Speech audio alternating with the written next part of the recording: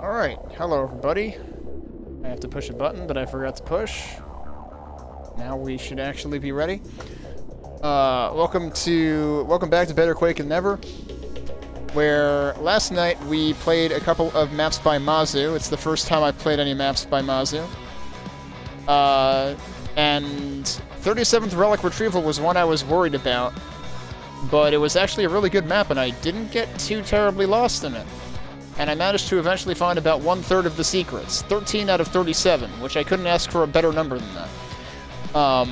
So that ended up being really good. We've had a couple of really high bars already in the few Arcane Dimensions-based maps outside of Arcane Dimensions itself that we've been playing so far, because we had Raven Keep by Redfield, which was really freaking cool, and had a lot of like Dark Souls and Bloodborne influence. And then we had 37th Relic Retrieval last night by Mazu. And now we're moving on to MortalMaxx. I have played one of MortalMaxx's maps up until now. I believe it was his first map, and it was pretty decent for a first map. If I recall correctly, it was Knave-themed. It looks like the first one we're going to be getting into tonight, called Corrupted Sector, is a base-themed map. And then we'll be getting into something probably more medieval after that. And we'll see where we get as to whether I have time for further maps after that tonight. But it seems like the second map I'm planning to get to tonight is also a pretty big one, so it could be like last night where we get through 2 maps and that's it. You never know with Arcane Dimensions. Sometimes you get a map that's 15 minutes, sometimes you get a map that's 3 hours worth of exploring, especially if you go back and dig for secrets. But yeah, hello everybody. We got Mopey Bloke, Tiger Mike, EI, Billy the Kid. Glad y'all can make it. And as Mopey Bloke said, welcome back to video games. Video games, at this time of year, in this part of the universe, localized entirely within this Twitch stream, what are we all doing here not watching sports ball? We have better things to do than that. So let's go ahead and get into it. I'm going to crack open the README for Corrupted Sector. Damn, this README fits on a single viewport. There's not much in it. It is a base map. It is a 1024 to the 3rd playfield. That's how it's described here, so I'm guessing that means it's using the 1024 limits. We've played 1 or 2 other maps that played within those limits, and they tend to end up having a lot of verticality, so we'll have to see what happens with this one.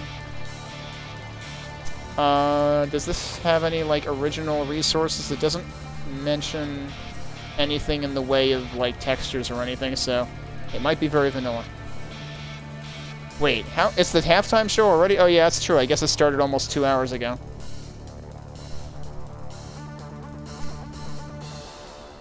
Yeah, no, I haven't been paying attention at all. I was actually, right before this, I was actually checking out the new control mode in Apex Legends with a couple of guys from the Overload community.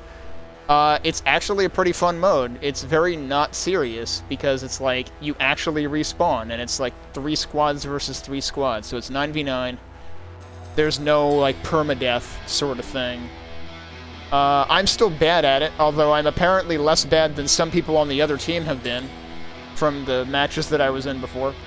But yeah, it's nice to have a mode that's a little less frantic. And I can see... I've been told that it is very much like the new Battlefield game, but better than the new Battlefield game, which I'm not surprised. Apex tends to do that. When they set out to do a mode, they do it better than the other people who did the mode. So that's what I was doing before this stream. That mode is only around for another 2 weeks, but we'll have to see if they get pressured into making it more permanent than that. You've been watching the Halo-related Twitch channels to unlock Halo Infinite skins, so I guess that's a thing you connect to Twitch then?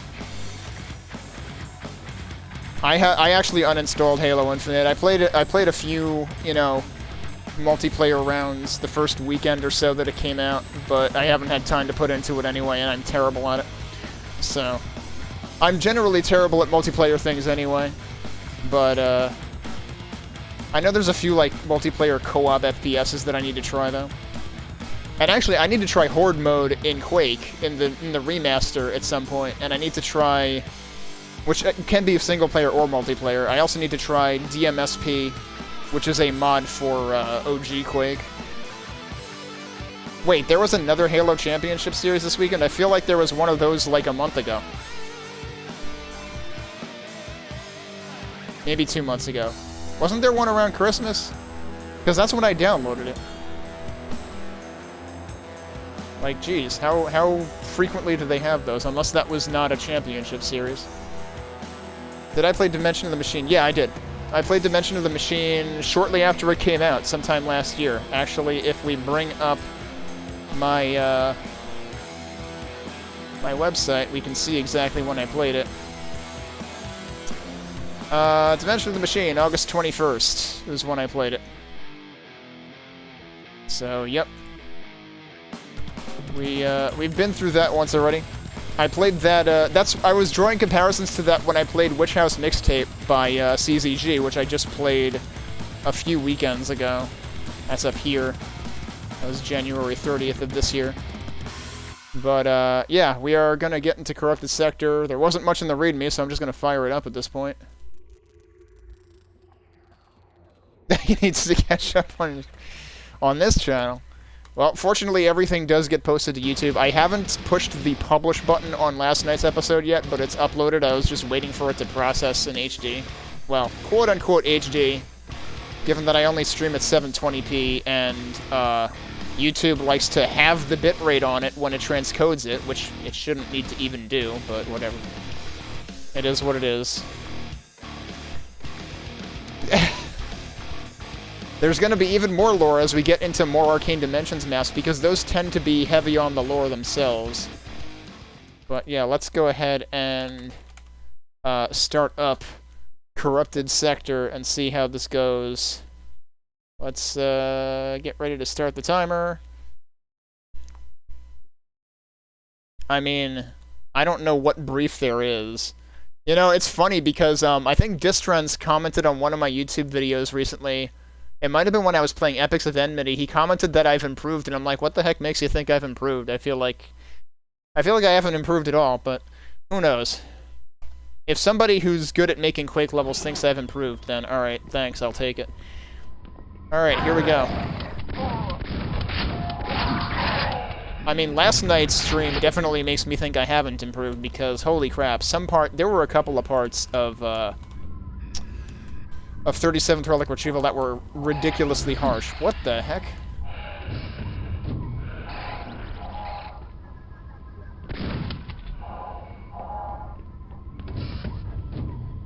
Eh?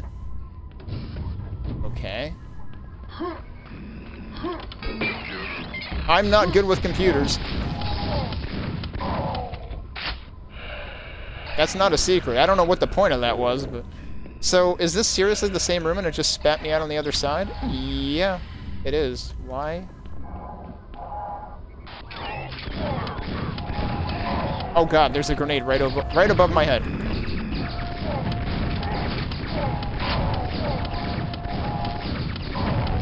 I did already pick up a nail gun, I need to remember that.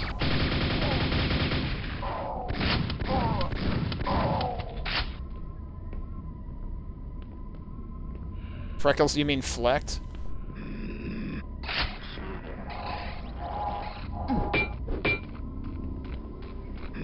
So that's also up. I wonder if the switch also controlled that. There's another switch over here, though. Well, that brings that down. I don't really understand why... Like, it seems... Warning, mainframe unstable. We're just blue screening everything.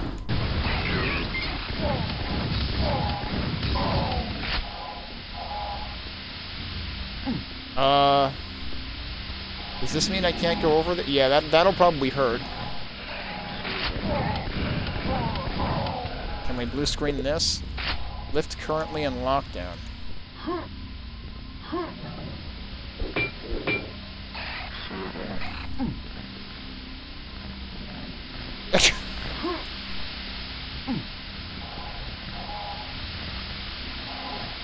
This is the first room again. Okay, so they're now connected.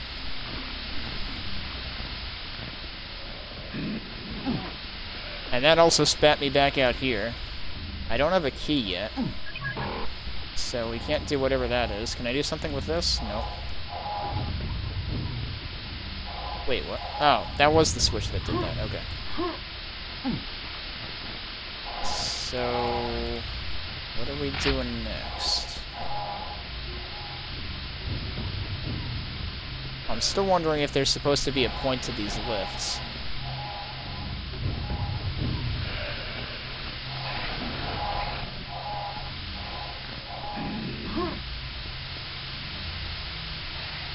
Can I actually... I'm assuming this will hurt me. Oh, you know what? I actually want to back up those saves, so let me do that real quick. That won't take me too long.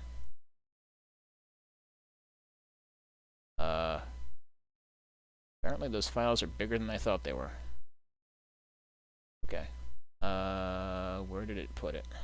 There it is. Okay, we're back. The point of me doing that was to actually save, and I forgot to actually save. So I guess we'll do that now. Okay, we got another key door. There's a gun that I want down there. What's on this side? Okay, there is a lift so I can get back. There's also signs pointing to the silver doors. That's nice.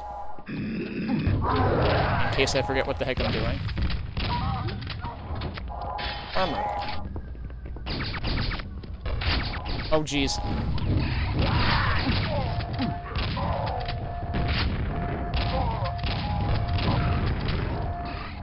More near misses with grenades. That's a very tiny lift. Did I see someone else stomping around down here? Yes, I did.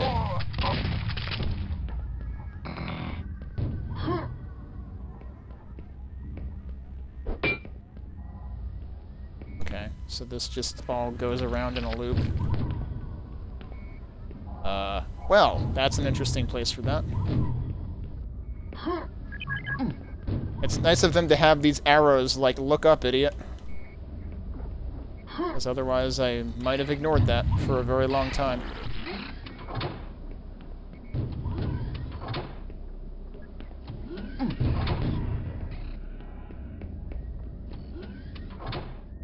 Wait. Nope, that's not a secret. So, right, I wanted to check out this portal.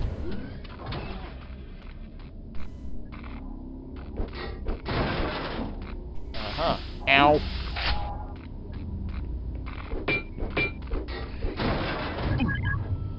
That's the silver keycard. Good grief. Okay. So that wasn't even a secret. That was necessary.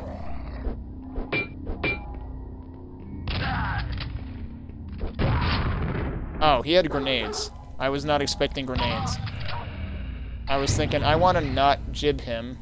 So I walked up and whacked him with a axe. And that turned out to be a very bad idea.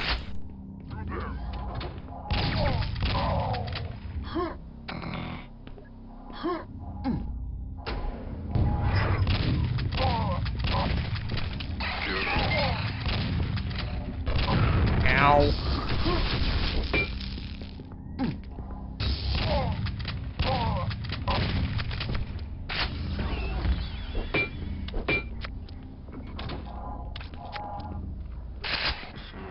Just, okay. Super nail gun out in the open like that?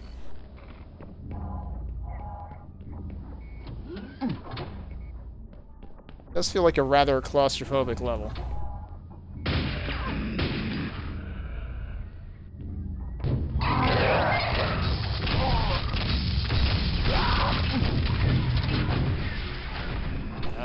Okay.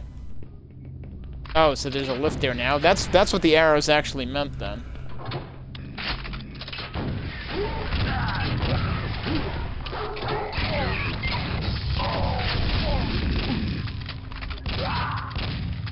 Okay, I'm not dead. I'm very close to dead. Oh, that was actually waiting for me to get off the lift. Okay. Did I leave any other health up here?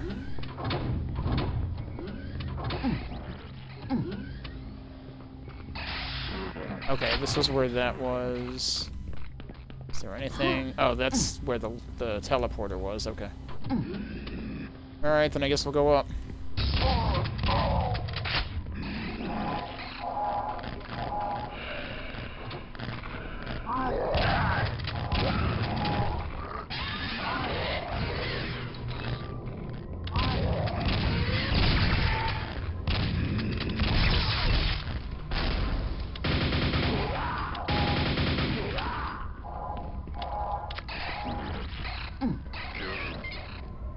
I've been down here too. Is there a way to get into, like... Oh, hello.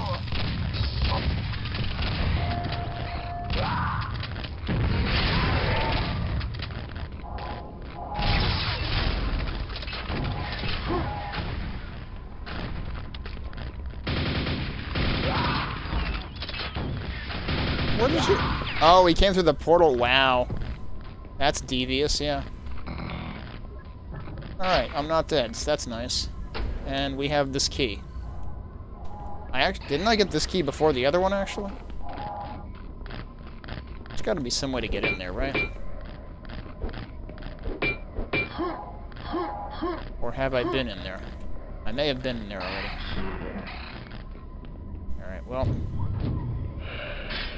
They're just handing us armor. That probably means something.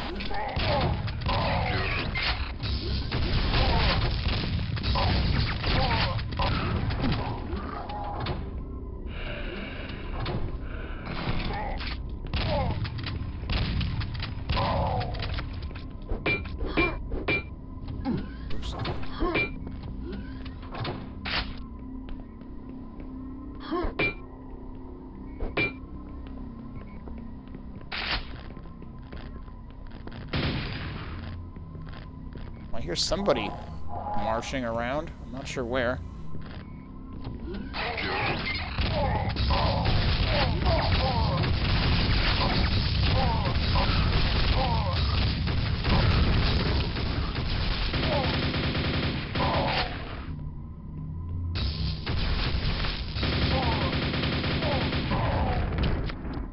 Okay.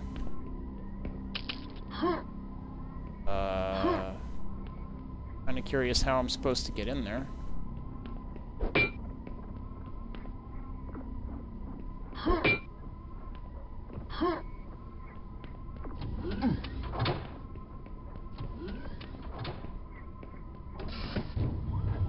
Oh, okay.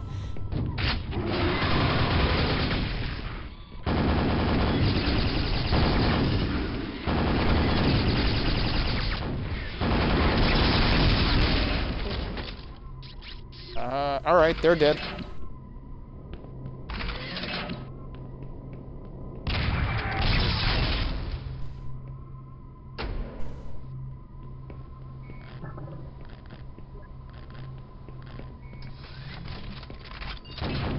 Oh, good grief. Surprise. I gotta have enough, like, ammo to kill this guy?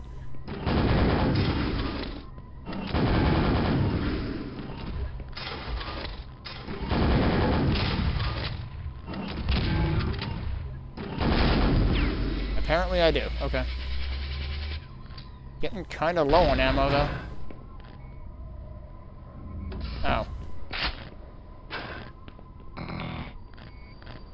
Does this lift not work?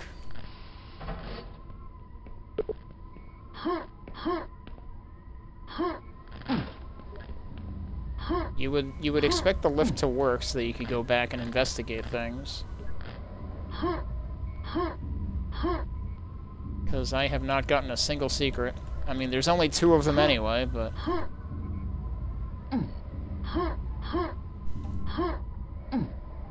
Oh dear. Yep. Should not have done that. Nothing to do but die, I guess. So I probably have to kill this guy again. Yep. I like how he just bounces on in here.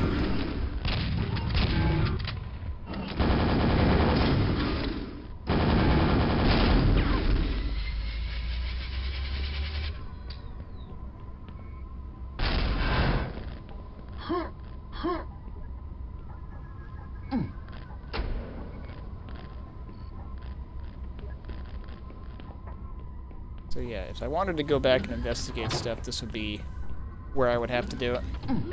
Ow. But yeah, this level is, very close quarters throughout most of it. Hang on, I heard portal noises down there.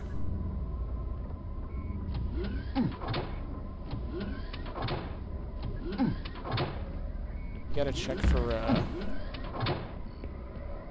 I'm just hearing these portals, okay. We gotta check for, you know, under lift secrets. I still don't really understand why these things can be lowered, because there seems to be no value in lowering them.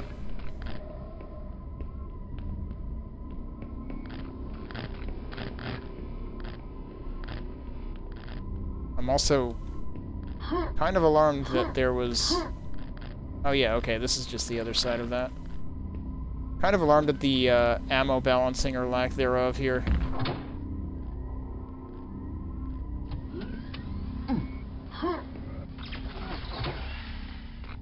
Oh, and that actually... Right, okay, that teleports you to this, which is the other side of that. Does that eventually, like, go... Oh, it just goes away when you get far away from it. That's kind of rude. It's like, yes, this will only spring a leak specifically when you're here.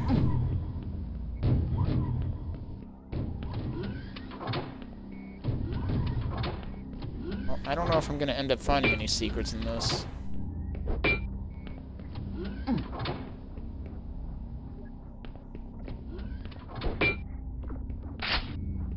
Hey, more nails. That's right, I forgot I left those there.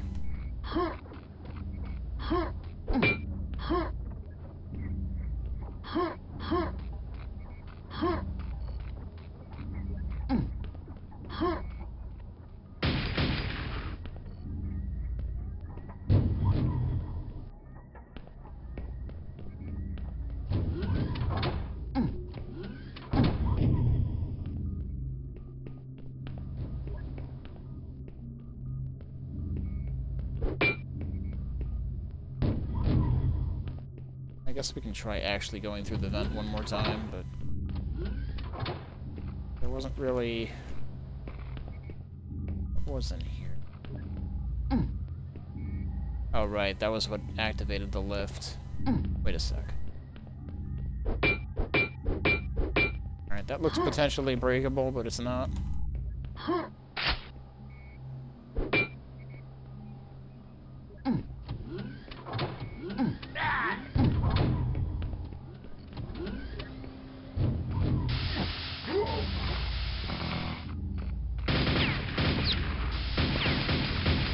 You would think if there were anywhere there would be a secret, it would be up here, but nope. Apparently not.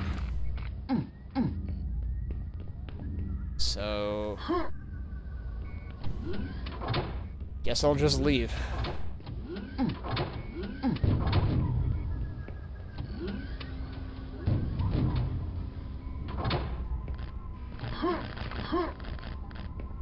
Wait a sec. Oh, there's probably no value in going down there, because I've probably already been down there.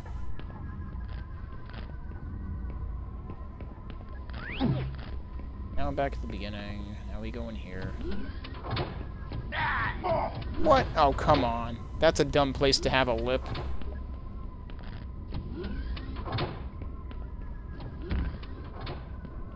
Well, we did kill everything.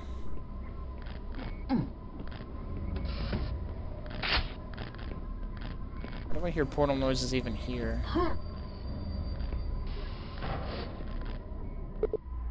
I don't know, but that's the exit. We didn't find any secrets. But, oh well. So, I mean, that was pretty much like a 12-minute map or something before I made an attempt to go back and find anything, but I didn't anyway. So, this was probably... This might have been even simpler... Well, I guess simpler isn't maybe the right word, but, like...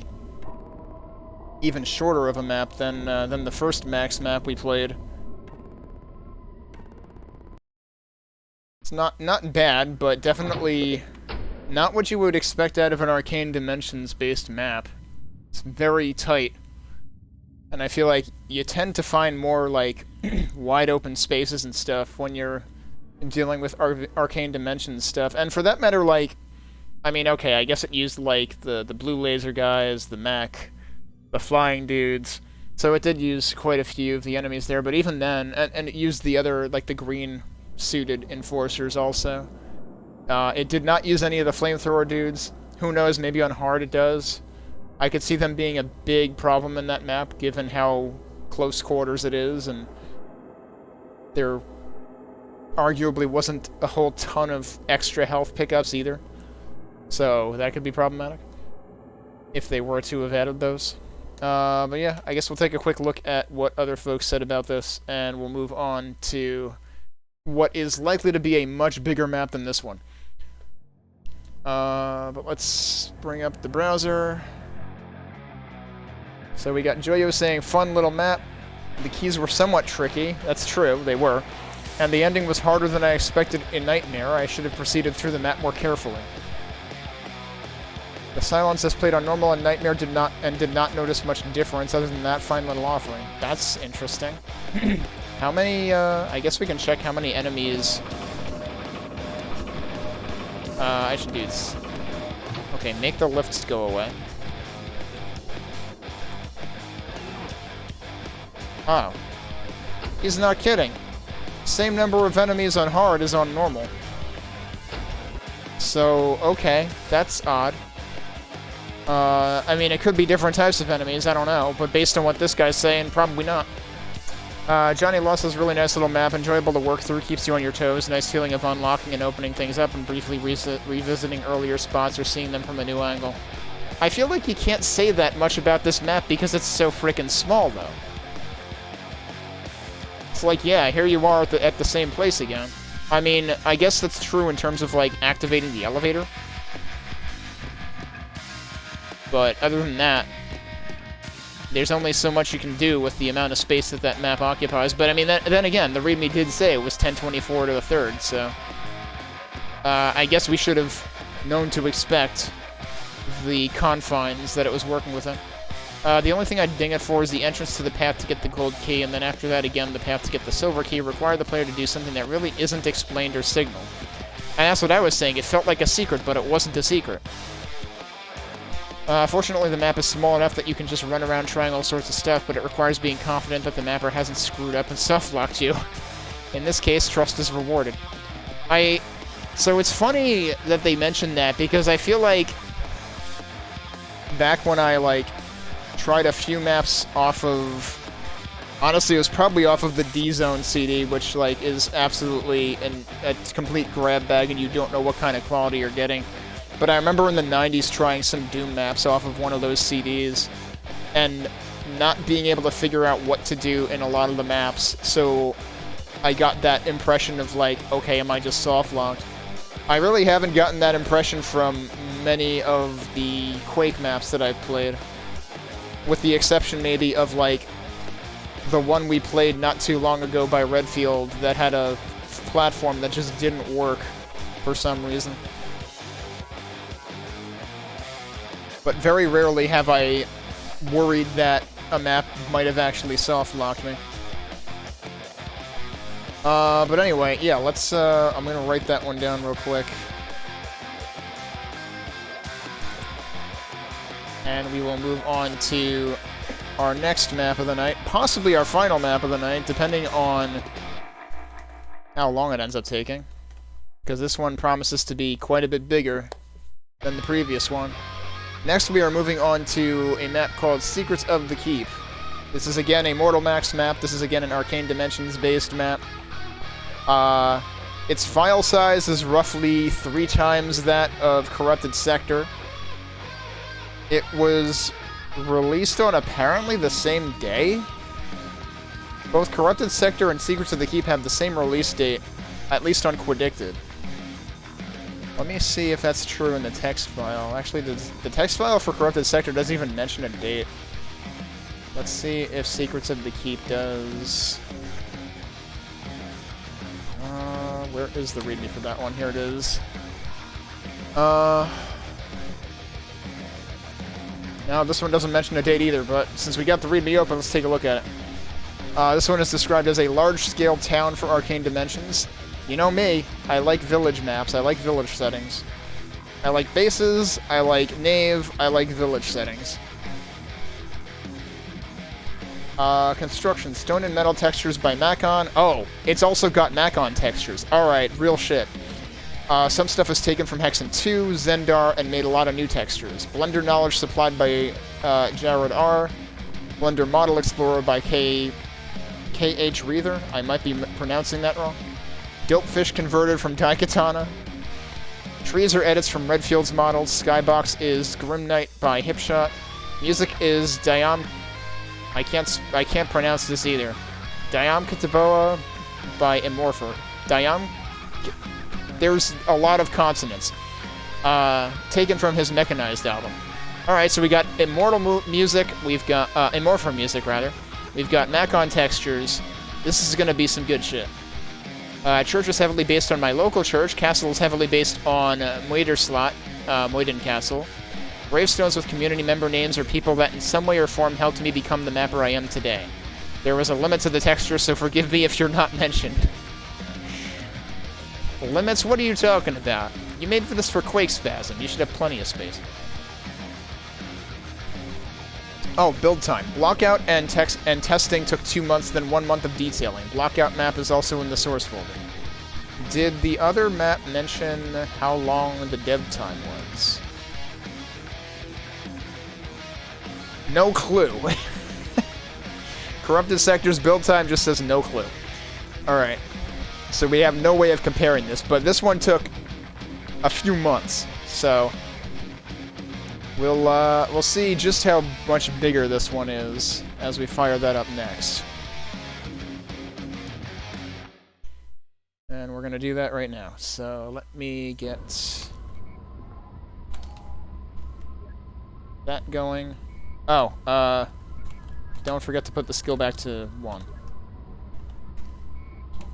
I think there was a mention in this README of skills actually being supported, so hopefully that means more work was done on it. Actually, yeah, you know what we can do? We'll do skill 2 just to see if the enemy count is different this time, because the README does mention difficulty settings. Alright, so let's do that.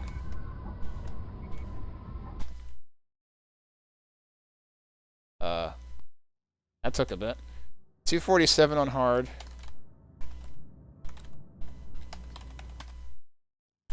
225 on normal. Okay, there is some amount of difference here on this one. Alright, let's start the timer up again. That did not count me as pressing the button. There we go.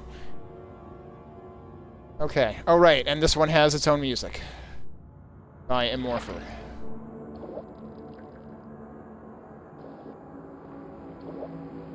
Okay. There's a fish behind me.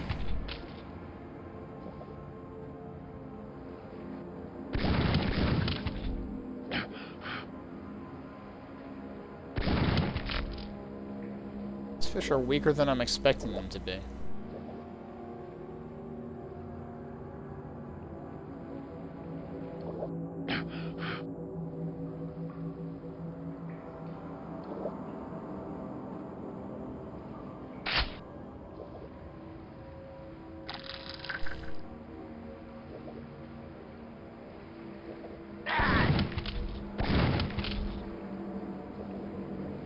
Okay, we got 2 choices here.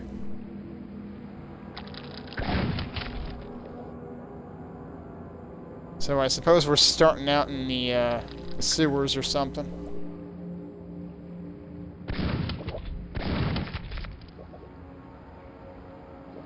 Okay, I'm curious, does this connect around to the same place?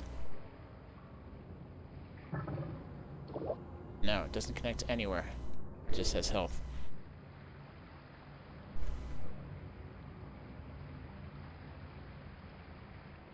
Which I suppose I could have spotted if I bothered looking through here, but it would have been easy to miss. Okay. You know, this almost gives me Graven vibes. A little bit. Because I think the area in the Graven demo, the limited time demo that I had played at the beginning of last year, I think it was, actually. I think had you going into, you know, sewers or something like that.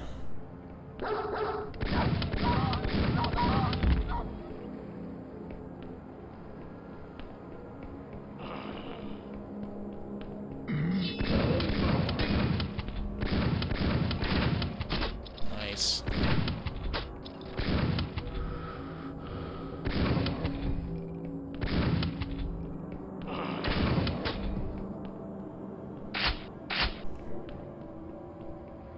Yeah, this is a pretty neat environment for starters. Skill 3 or bust, stay flagged.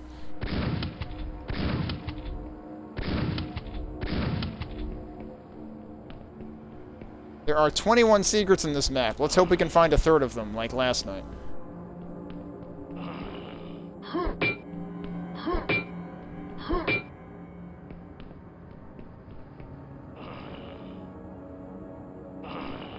That particular window looked flat, but no, there's some depth to it.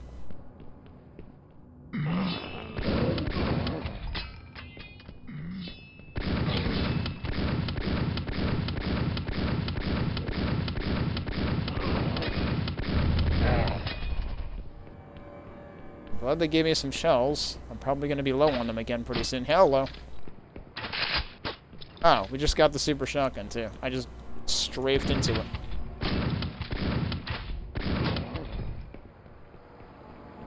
Oh, good. Even more shells.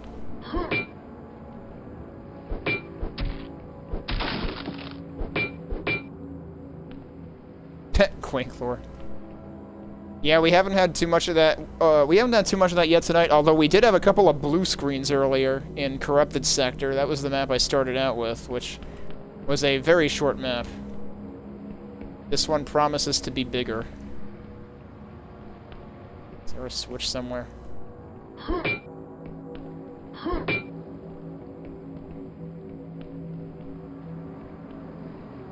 Thor's Hammer Armory.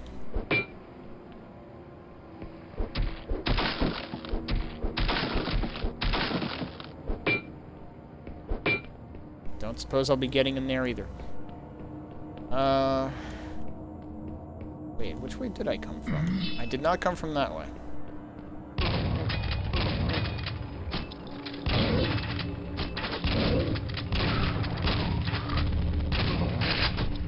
Oh, there's a nail gun. Okay.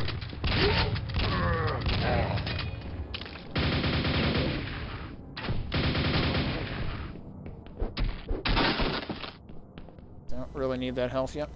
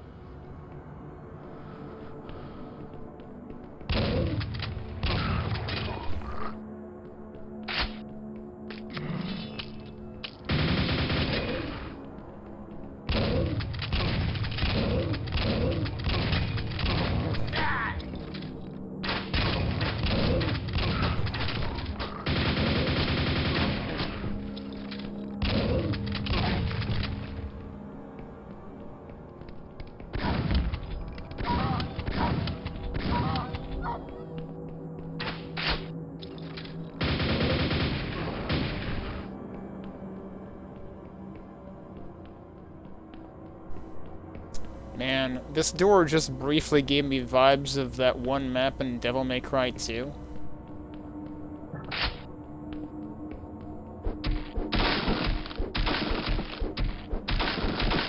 That you end up in multiple times.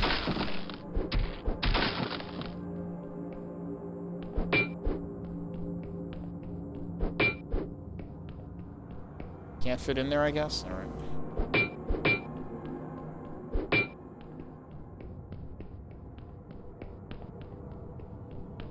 This is where I came from, right?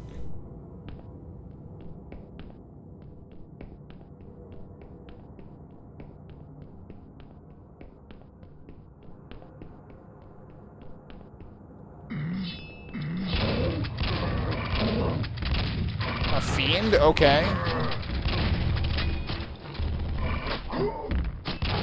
Oh, jeez, I just ran into all of that. I keep hoping the Fiend will piss off this guy.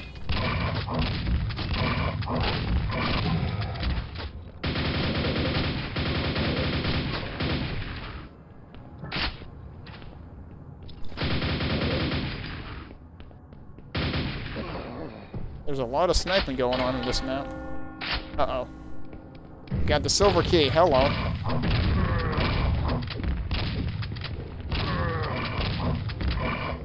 And should we be mad at this guy? Oh, I think he is. No. I can't tell who he's mad at.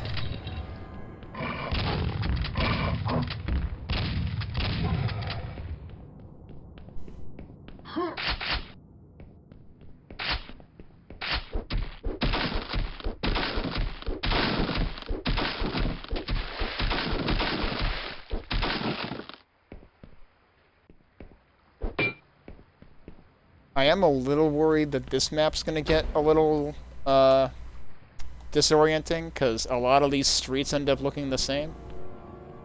Oh, is that supposed to be Shub? Yeah, it is. Alright. I didn't really mean to pick that up, but oh well. So, is that where I started, or is this different water?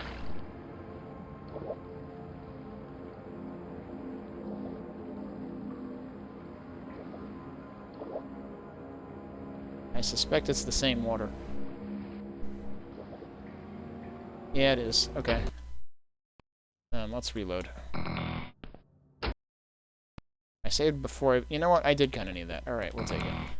I wasn't sure how high my health was after that. Alright, well, I guess this is naturally where we go next. Is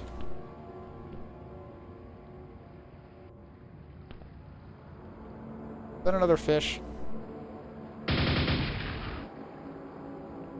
Yep.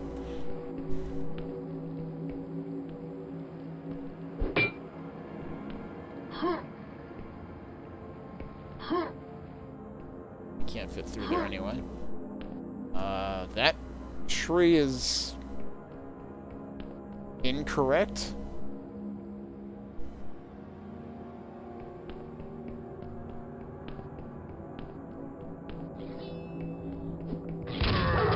Oh.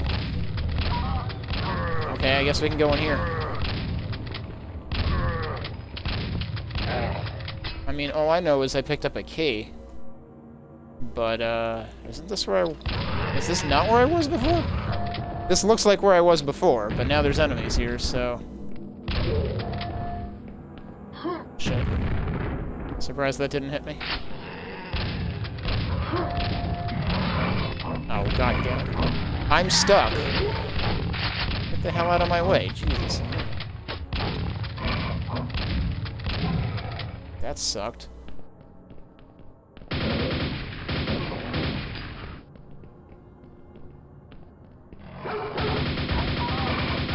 Yeah, no, I guess this is a different place. Well, I am fucking stuck again! That's really rude.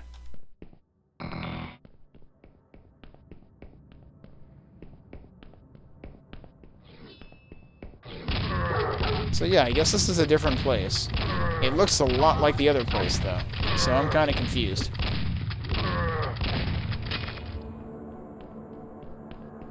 Maybe this was the other place. So that's a different alley. Oh, okay. This is where I was. These doors were closed before. This is actually going backward.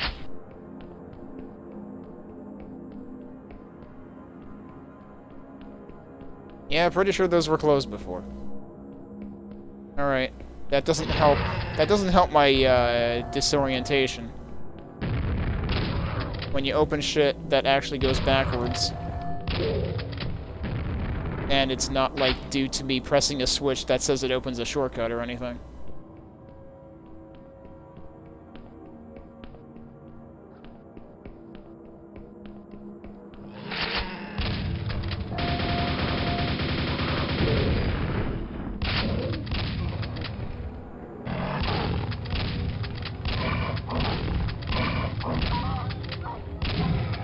Surprised the dog didn't block me.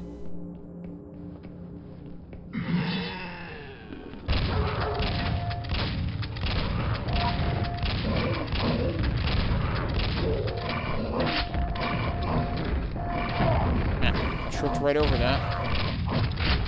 Shouldn't someone else be attacking that? Oh yeah, that guy's trying. It's not going very well though.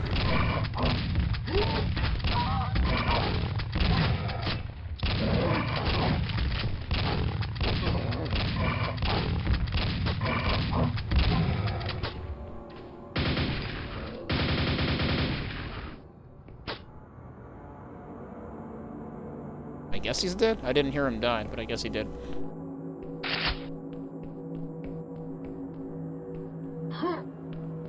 Alright, well this gets intense enough on normal. I could imagine it getting even more intense on hard. Although the hard enemy count isn't that much different.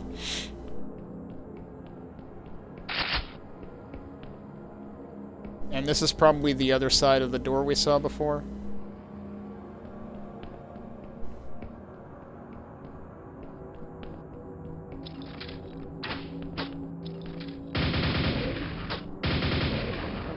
Those guys need to learn not to stand still. Oh, okay, this is the other side of these. It'd be great if you could come up with a shortcut here, too. Meanwhile, I still don't actually know what this key is for, do I?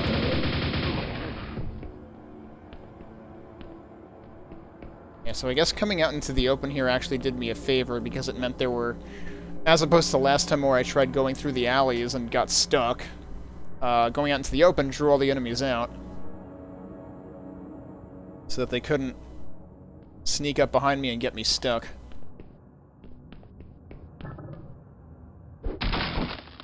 Oh, I didn't expect health in there. Surprise! So that was a bit of a waste.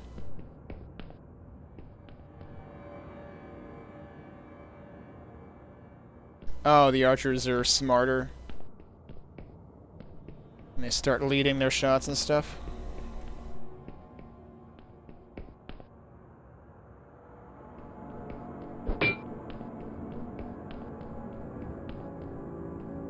Okay, so what next? Oh, have I been down here?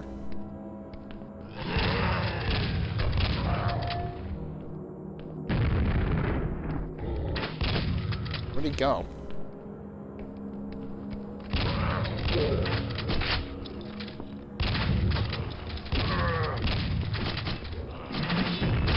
There's a lot of guys in here.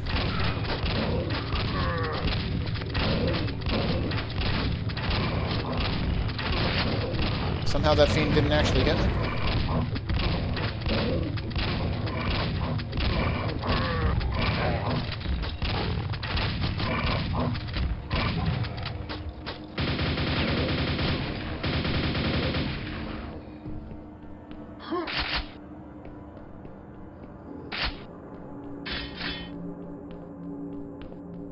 Oh, hey, that's what I need this key for. Okay. Is this a shortcut? That is a shortcut. Okay. Oh, that's these doors. Alright. Those weren't the doors I thought they were. Or maybe they were, because this is... Is this not the same Shub statue that I saw earlier?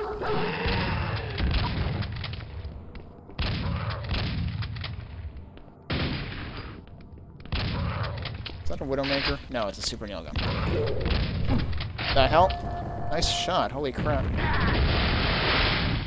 Oh, is this...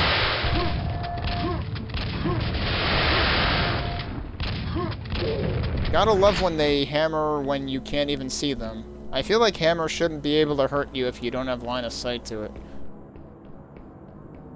Certainly not if you're, like, completely around a solid corner from it. But, oh well.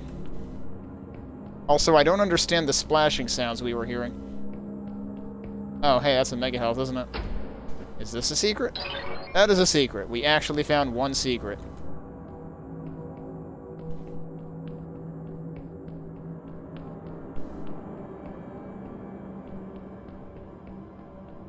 Okay, now where was... Here it is.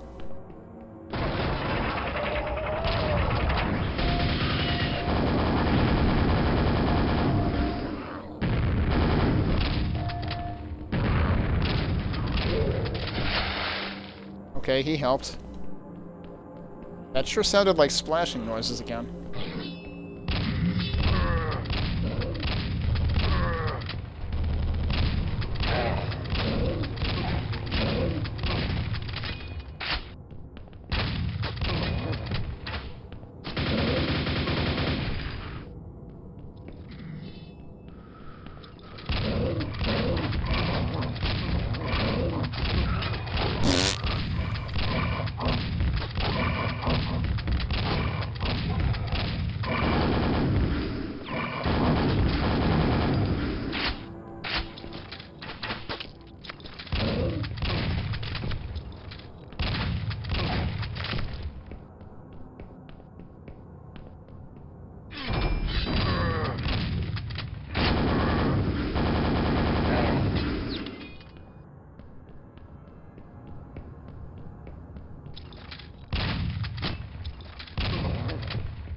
Okay, before we go in there... Well, there's clearly fish down there. Interesting. Also, yeah, let's appreciate the skybox for a second. I feel like I might have seen the skybox before, but I didn't recognize the credits for it.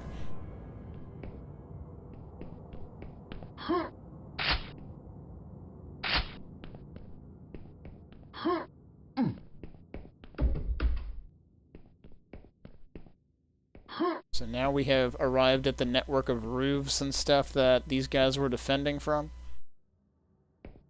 Gotta wonder if there's stuff to be had. There's clearly ammo, at least. Hey, Dr. Mercury. Welcome. We are currently jumping across rooftops in a village-themed Quake map by MortalMaxx. Which, jumping across rooftops always has to be, that's a required feature of village maps. It's not really a village map if you can't do that. Ooh, what's this about? You'd think that might be meaningful, but I don't know.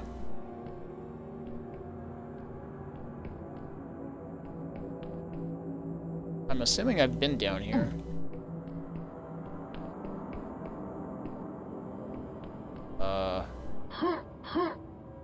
Suddenly concerned that I may have soft-locked.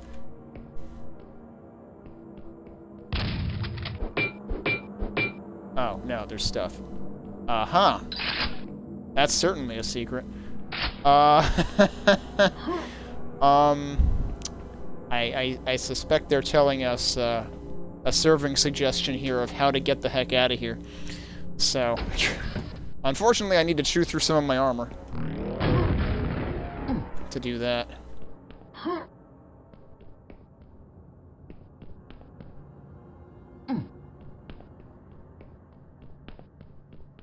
Okay, so here I am right outside the silver door again. There's probably more secrets to be had of that sort.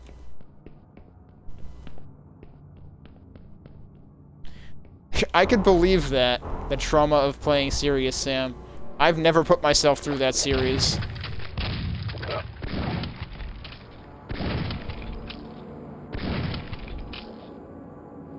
I figure there's gotta be...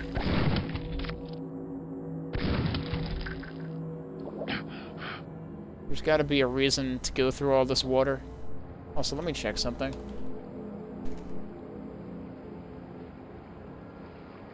Okay, good. That is not 100. I just completely scared that fish.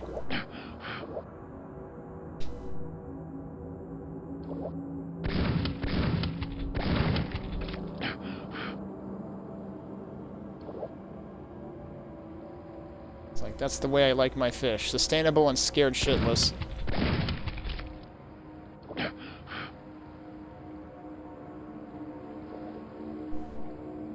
I feel like Serious Sam tends to get into... Is that a...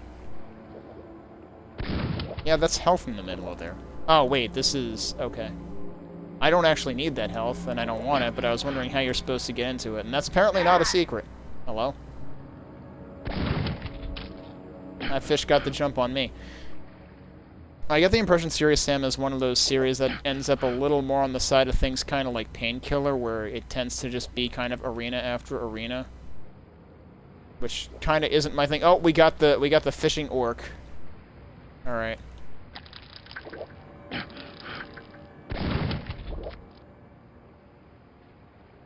Did we just... I think we just killed this prey. Oh well. It wouldn't be an Arcane Dimensions map with a village setting without a fishing orc, I suppose.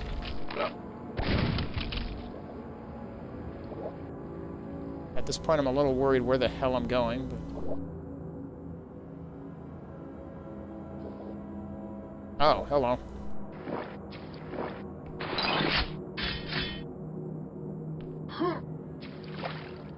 Well, that's worth it. And we've got 1/7 of the secrets. Alright, hang on. Was there something else over here? I didn't actually climb up to where the fishing orc was. Why am I calling him an orc? Ogre. Fishing ogre. Oh, I was totally here before. Okay. I didn't realize he was at the end of that. Which side of this was I on before? Why is...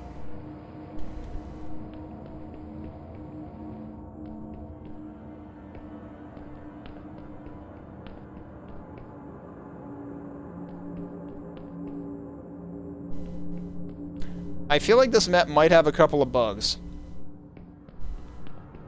We've got a mid-air breakdancing tree, and I'm not sure how to explain that one. See, these trees are mostly fine. Like, some of them are a little bit, you know, tipsy. That's fine. But that one? Holy shit. Alright, well, we're back here, so I might as well save. But I did want to check... what was on the opposite side of this? Oh, even more armor.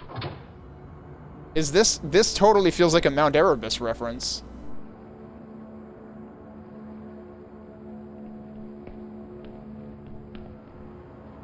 That's still not open. And yeah, I think there are more than one of these. Because the other one was in the area with the silver key door. So, okay, this is effectively a shortcut, so that's nice.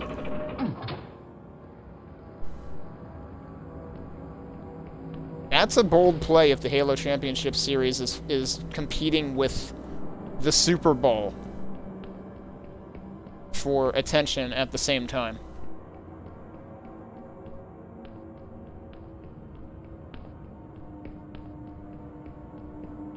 Alright, well, let's proceed. This is nice. That's not nice. I'm leaving. Bye.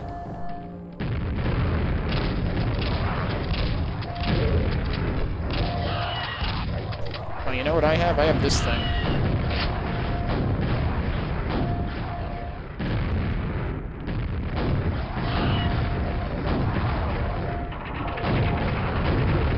Oh boy, that's even less nice.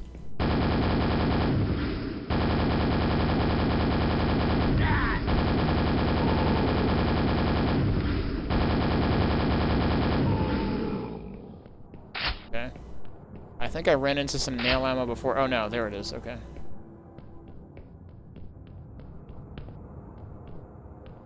I'll take that. Oh. Even more ammo, even some armor over here. We got some yellow armor outside that I didn't need before. Yeah, I would I would also expect the Halo Championship Series to be losing, but it's an interesting play because, like, you don't know. There could be a significant, you know, segmentation between people who are interested in the Super Bowl and people who are interested in Halo. But I would think there would also be a significant overlap. Especially when you get into, you know, pro sports of any ilk and people who like betting on sports, which is something I do not particularly condone, and I'm kind of grossed out by how much not only is there betting, but there's like, you know, freaking this and that and the other thing in terms of like sportsbook apps that are just advertising all over the sports networks. It's like they don't even pretend to care that betting is a problem. Nope, if they can make money off it, they'll do it. So I'm guessing this is the key for that door up there. Dong. Alright, this is the silver key. Did that not... I expected there to be, you know, repercussions for picking that up.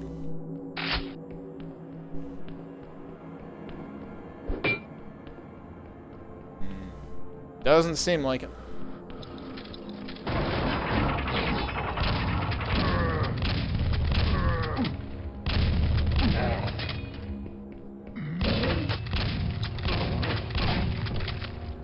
Ooh, what's this? It's very pretty. It'd be a shame if someone were to break this. I think that's the same water I was in before. Oh, hi. We've got... Oh, I don't have the right weapon for that yet. So we gotta do that.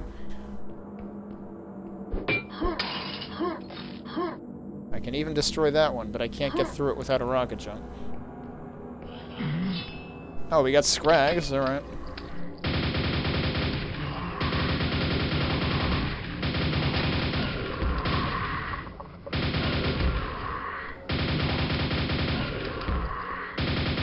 I like how I was aiming at the one in the distance, and the one over here is just like, hi! Notice me, senpai. Alright, but wasn't there an archer or something?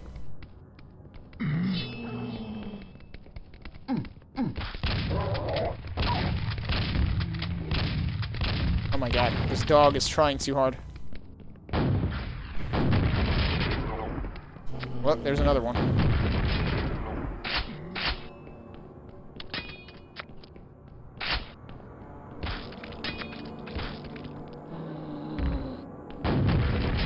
He ran right into that. I was a little bit off with that, but he made me look good. Oh, jeez. I forgot about those. I'm gonna have to keep a lookout for those. Oh, Yoder is on here. Yoder also part of the contributing team to, Dimension of the Machine as well. We got Mech on, Dump Truck DS, Creator. Who the hell is... Fuck, I'm trying to pay respects here, dude. Wait, do I have to blow up the... I didn't get to read that one. Now I feel bad. New house. I don't recognize that name. Yeah, I think I actually have to blow these up.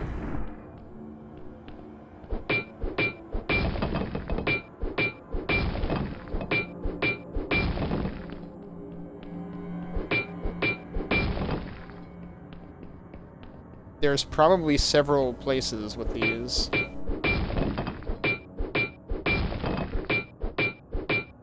I can't destroy that. Okay. Oh, there's more over here.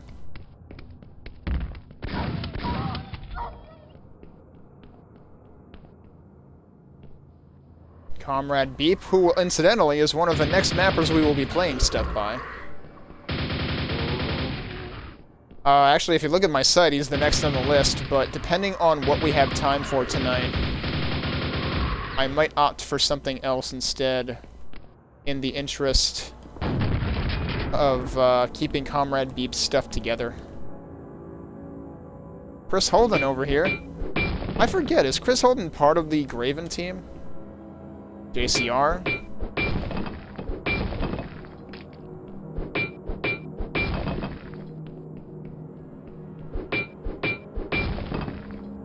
We got Ball over here.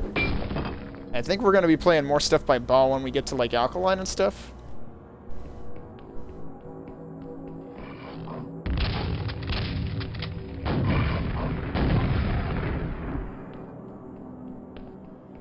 Kane? I don't recognize that name. Why was I getting pushed towards that? That was weird. I must have been tripping on the back of that. This one is really hard to read, but it's Ionis. Okay. Heresy. We've played one of Heresy's maps. We are going to be playing more of those, because Heresy has a couple of Arcane Dimensions-based maps as well. Desolate Cheese. I'm gonna have to look up a few of these people and see if they have maps. Fair Weather. Alright, I have found all but 3 of them. All but 2 of them.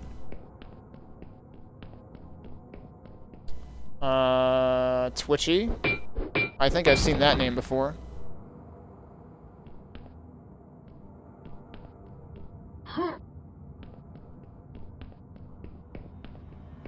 Alright, I somehow missed exactly 1. I was afraid this would happen.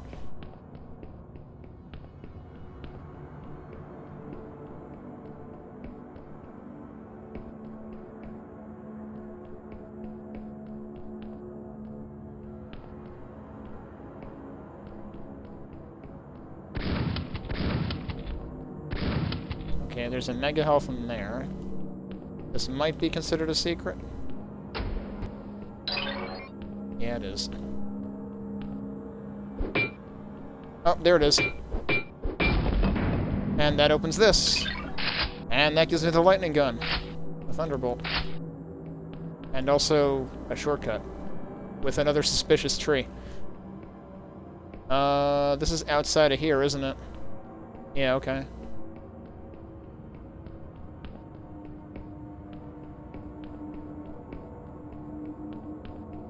What else can I do here?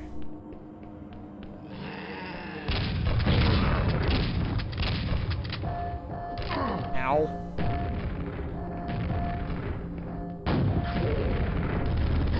I did not see you there because it's pitch black.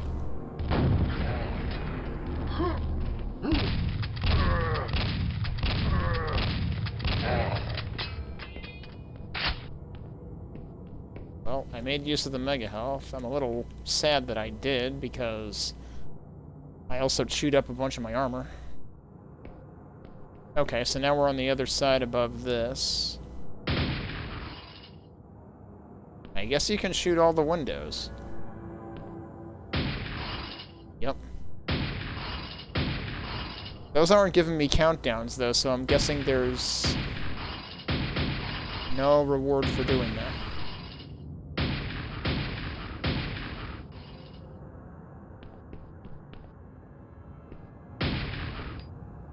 That is not shootable.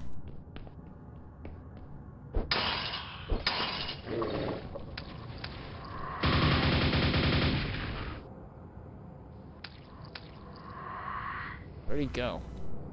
Oh no, is he flying through one of the windows I broke?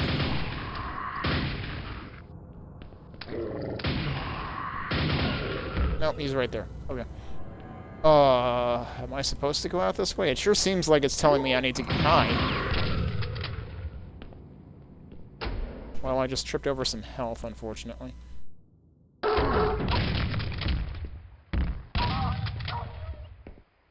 Oh, okay. That's a nice shortcut, I guess.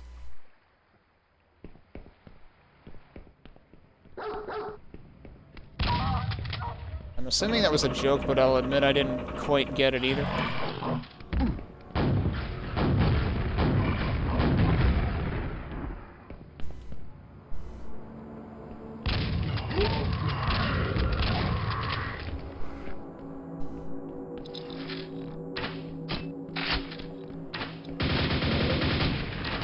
There are a lot of you up there.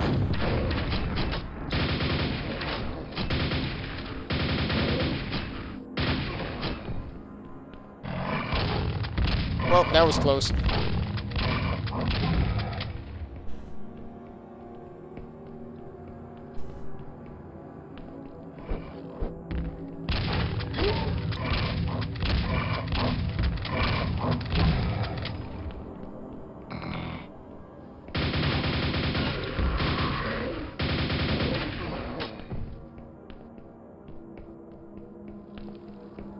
That's definitely a Hexen 2 texture.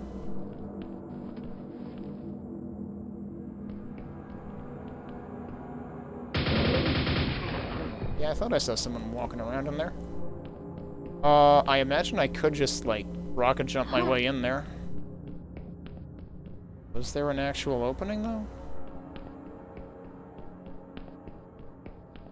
And is there supposed to be a legit way in there? Like, maybe get up there and then fall into it?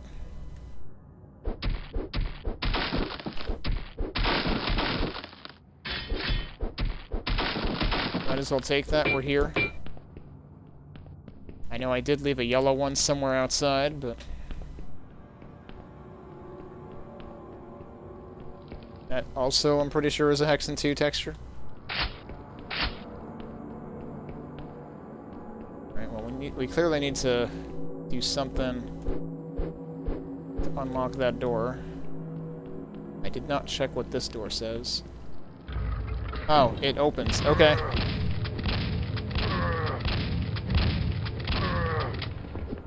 Could you hit yourself with that? That'd be great. Nope. Here we go.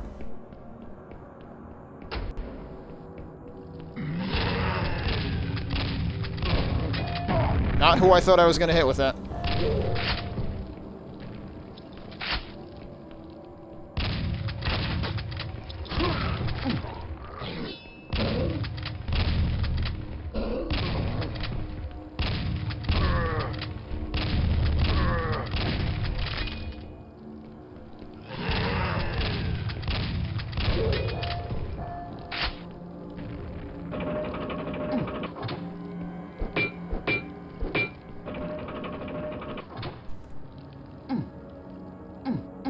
Okay, that requires a key that we don't have. Doesn't open from this side. That's also a Hexen 2 texture.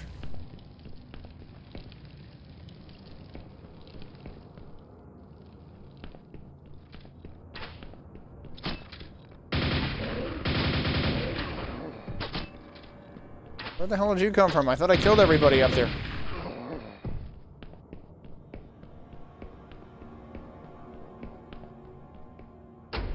Alright, out of curiosity. Oh. You can't get into it from... oh, wait, no. Yes, you can. You can get into it from here. I guess you're supposed to get in from there. And then there's... presumably that also opens when you get into it from there. Meanwhile, there's a dude running around up there.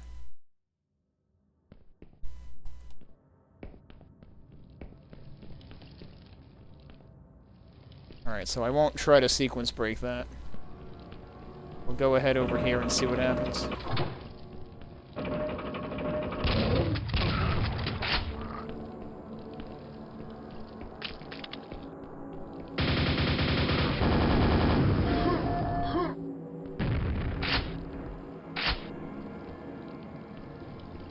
This is probably why more dudes spawned. Also, I'm pretty sure I might have wasted a pick up there. Ow. Wow, I almost died.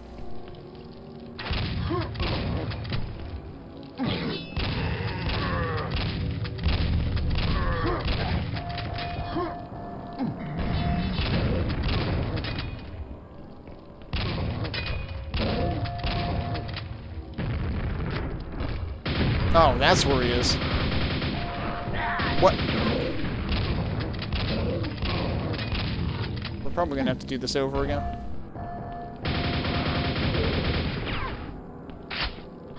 Well, there's some health there. Wait, who shot that? God damn it.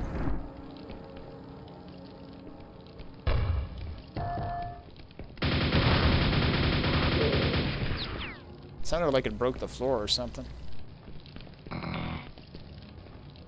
Before we go in there... seems like there are several other places to go. Okay. Well, we're suddenly not dead, so I guess I'll save.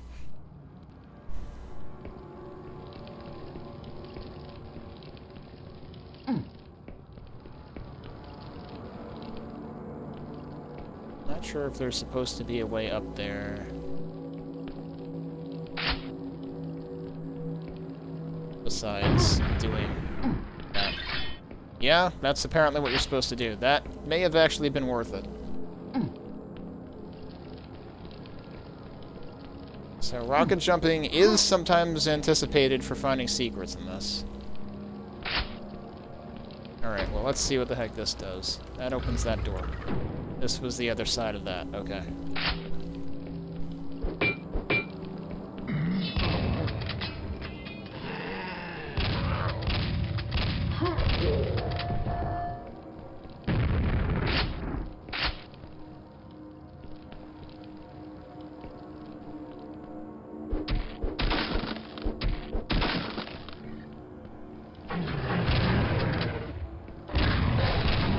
Rolls, huh? Ow. Haven't seen these in forever. I'm stuck. I'm fine. Okay.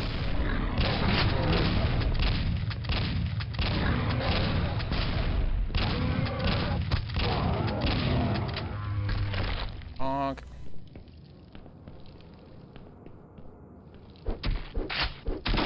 I like how I got the ammo before I broke the box. Well, at least they have health there.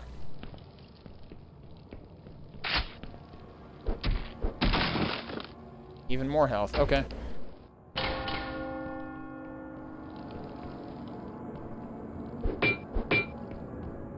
That might suggest there's some kind of secret there.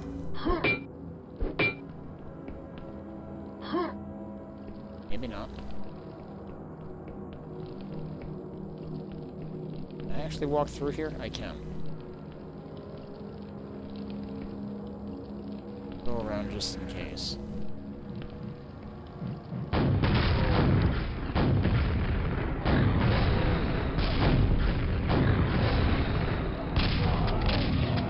Oh, he's dead. I always have a delayed reaction to when trolls die, because they actually stay standing for a while. Okay, so that key was needed for here. Did I hear scrags somewhere? Yep.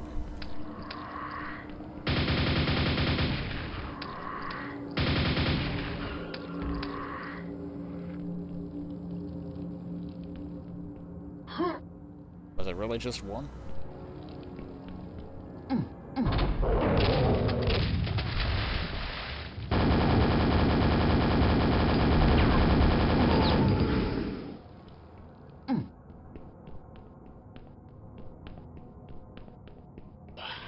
Oh, this is how we get out here. Okay. And now that's open, as I suspected.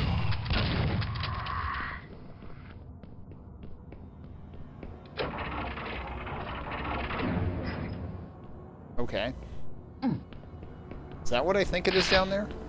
Yep, it's those guys.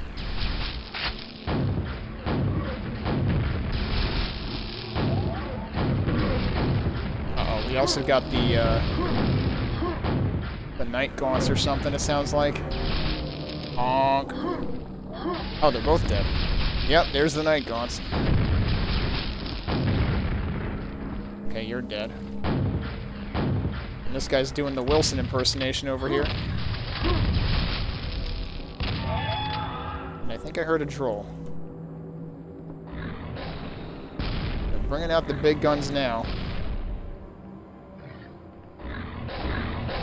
There's multiple trolls. Oh, there's one right here. What? They just freaking yeeted themselves in. Okay. I guess I'm glad I left that armor for later. Whoops.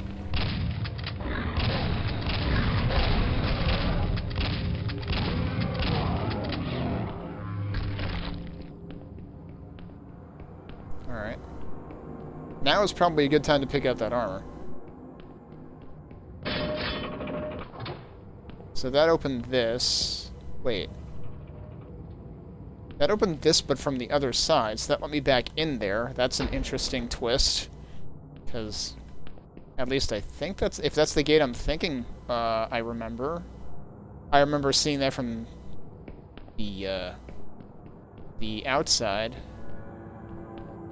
I didn't expect it to just be a shortcut back.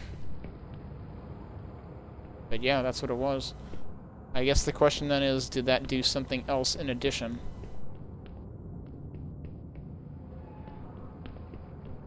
do actually have almost a third of the secrets.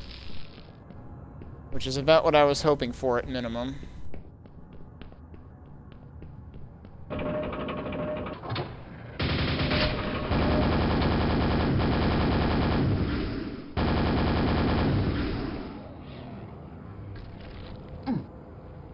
Now it makes sense why this bridge exists. Meanwhile, Ogre is still down there fishing. This Ogre is really bad at fishing. I keep finding all the fish. Right, but now the question is, what next?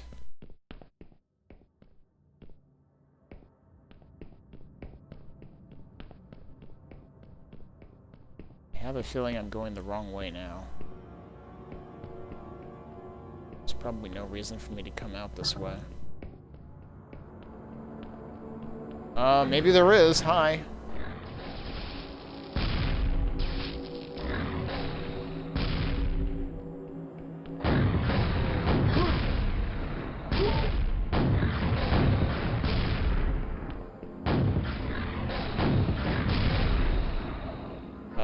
He's dead.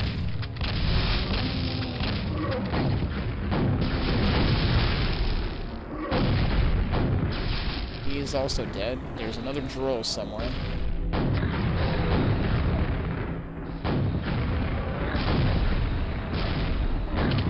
Oh.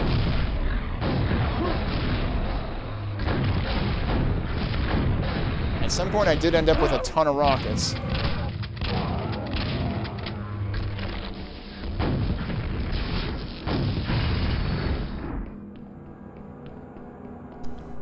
I could use some health. There we go. So, why were all these guys here?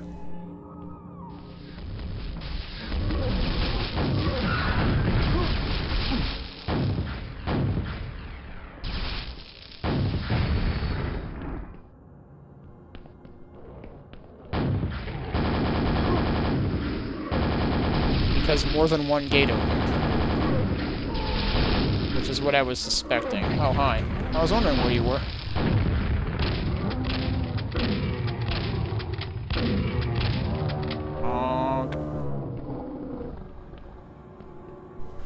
I could use some health right now. I'm pretty sure I passed some on the way out.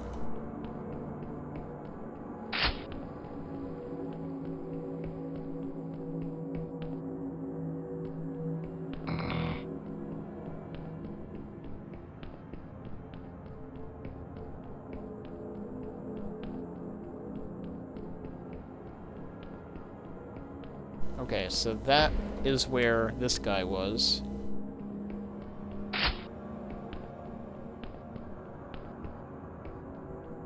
Is this the end of the level? That is the end of the level. Okay. Well, it certainly is a bigger map than the previous MortalMaxx level we played.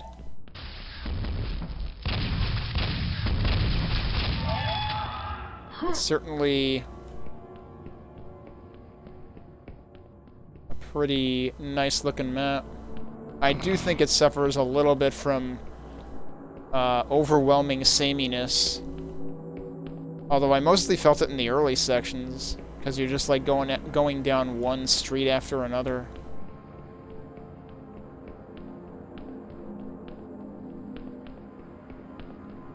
Beyond the beginning, which is actually right here.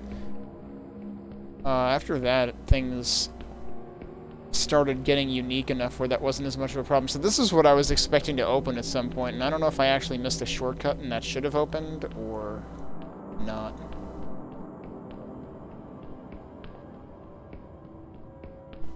Wouldn't that have been... would have been through there or something. So maybe it's not. Yeah, it would have been right there.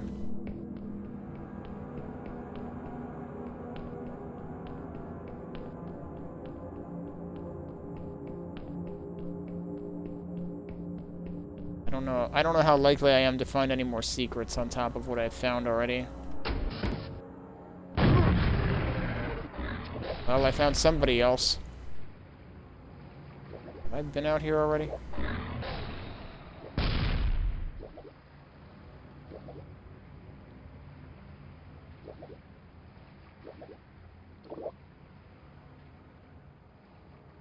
It's probably the same place I was earlier. Yep, because there's the health. Oh, it was mega health, and that actually counts as a secret. That gets us to 1/3. I didn't realize that was mega health. I thought it was just a big health pack.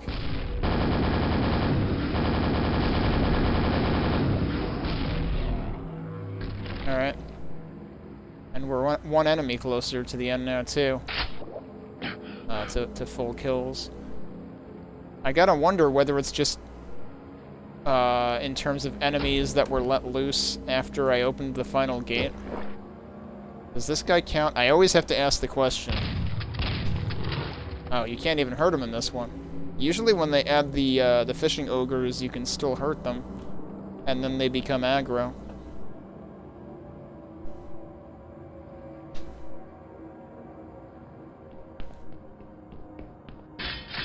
Guess I'll take that since I'm here.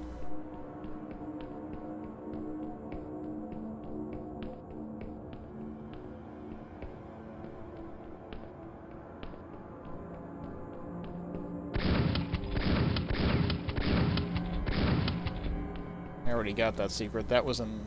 I think that might have been another mega health. I forget.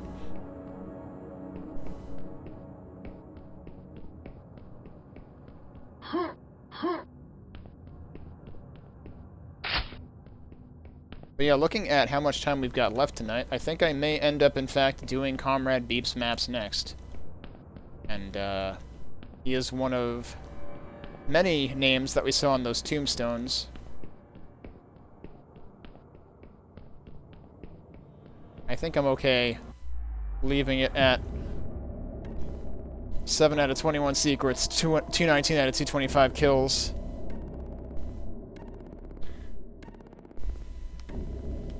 Yeah, this is a neat one to run through. And they didn't call this one little. Actually, I think this one, the Quaddicted page calls huge. I'm not sure I would put this at huge either. Especially given that we're coming out of having played 37th Relic Retrieval last night. That's a huge map. And also Ravenkeep arguably is a huge castle. But this is a decent-sized Arcane Dimensions map for sure. Nice ending shot here too. So yeah, that's pretty good. And it's one of the types of maps that I tend to enjoy, the village setting. So it's cool to see another one of those. Let's go ahead and take a look at what other folks thought of it. And let me write down the time I got before I forget. Oops. Okay. Let's get the browser up over here.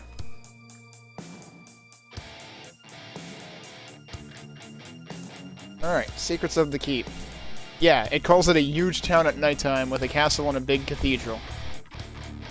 Uses custom textures. It comes with a few new models, sounds, a custom skybox, as well as a music track. The map source is included. So yeah, having all of the custom texture work, the new music, all that was nice too. It doesn't actually have an editor's rating. The user ratings seem to be across the board on this one. I can't imagine how you would rate this a 2. Quake Freak rates this a 5 and says, very impressive map. At times you really feel like you're in a little village just outside a castle. Very good use of the little spaces between buildings for secrets. Yeah, we got a couple of those. I'm quite proud of myself for finding 15 of them. Yeah, good job.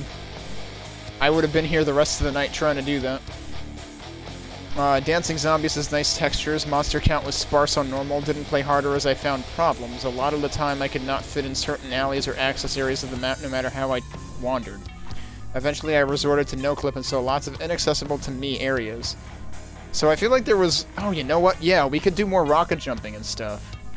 Maybe there's more stuff that I didn't find on, like, the tops of buildings and whatnot.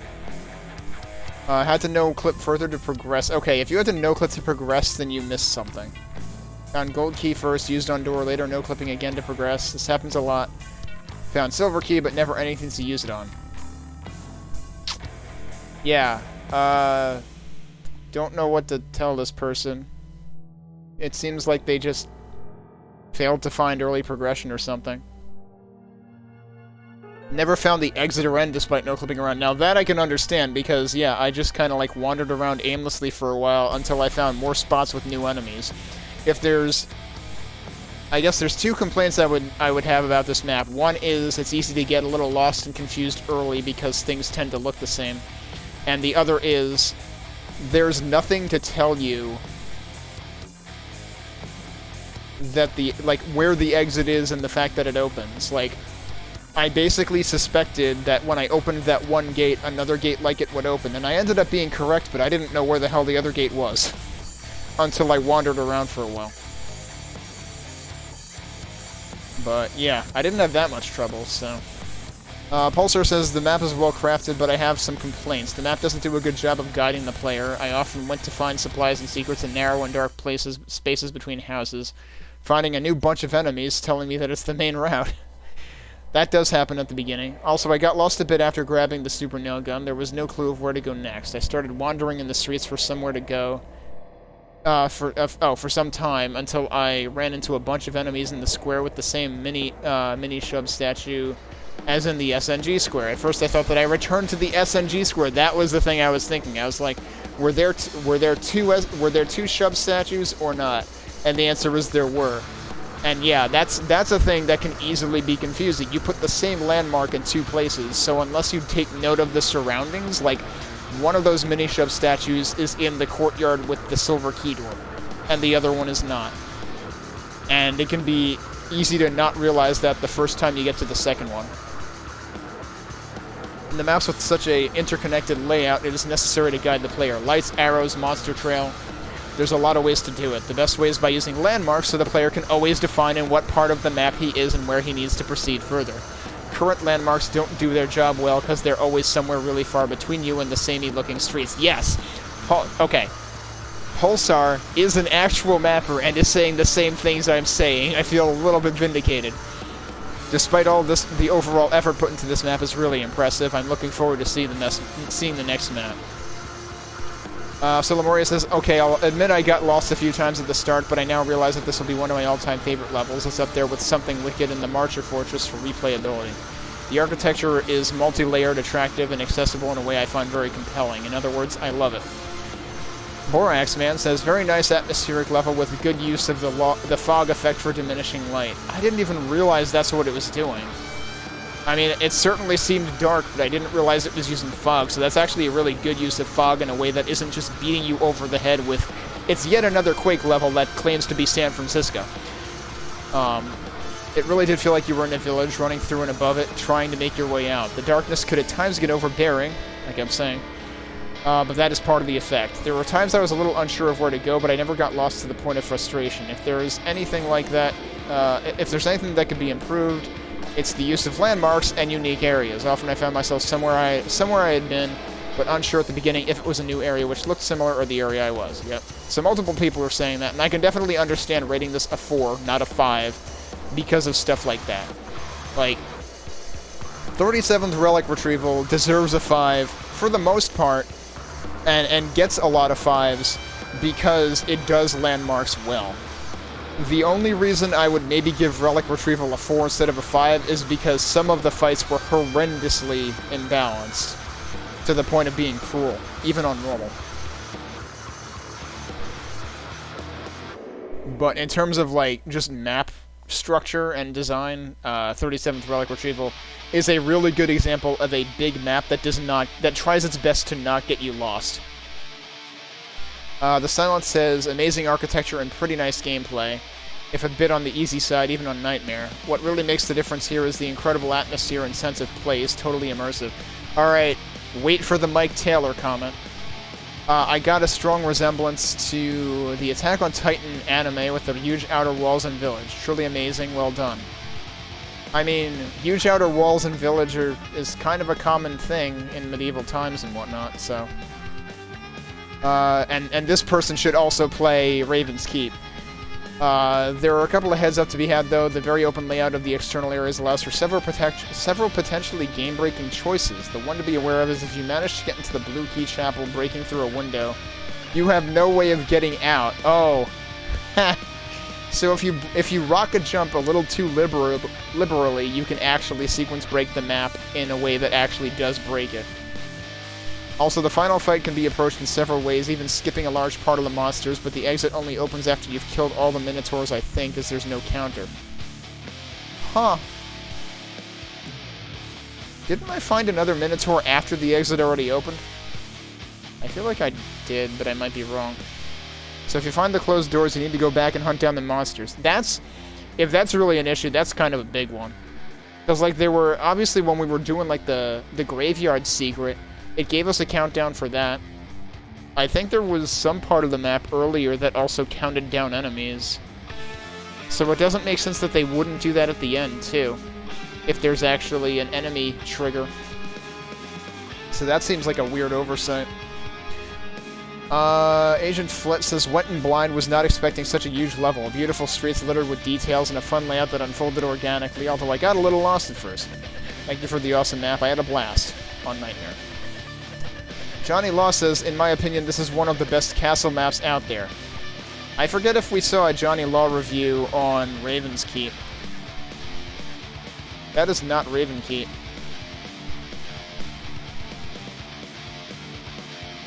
No, I don't think we saw a Johnny Law.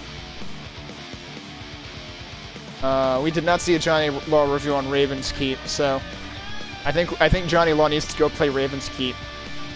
Great ambiance, the sounds, music track, architecture, and vistas give it almost a Thief 2 vibe, which is enhanced by the fact that you do a lot of climbing up and dropping down to get into places where you're not supposed to be.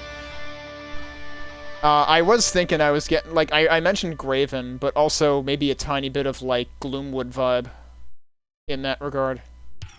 Overall, a strong sense of going on an adventure that reminds me a lot of Axebeard's entry in the Sewer Jam, except this is on an even larger scale. Damn it, don't give me reasons to play the Sewer Jam.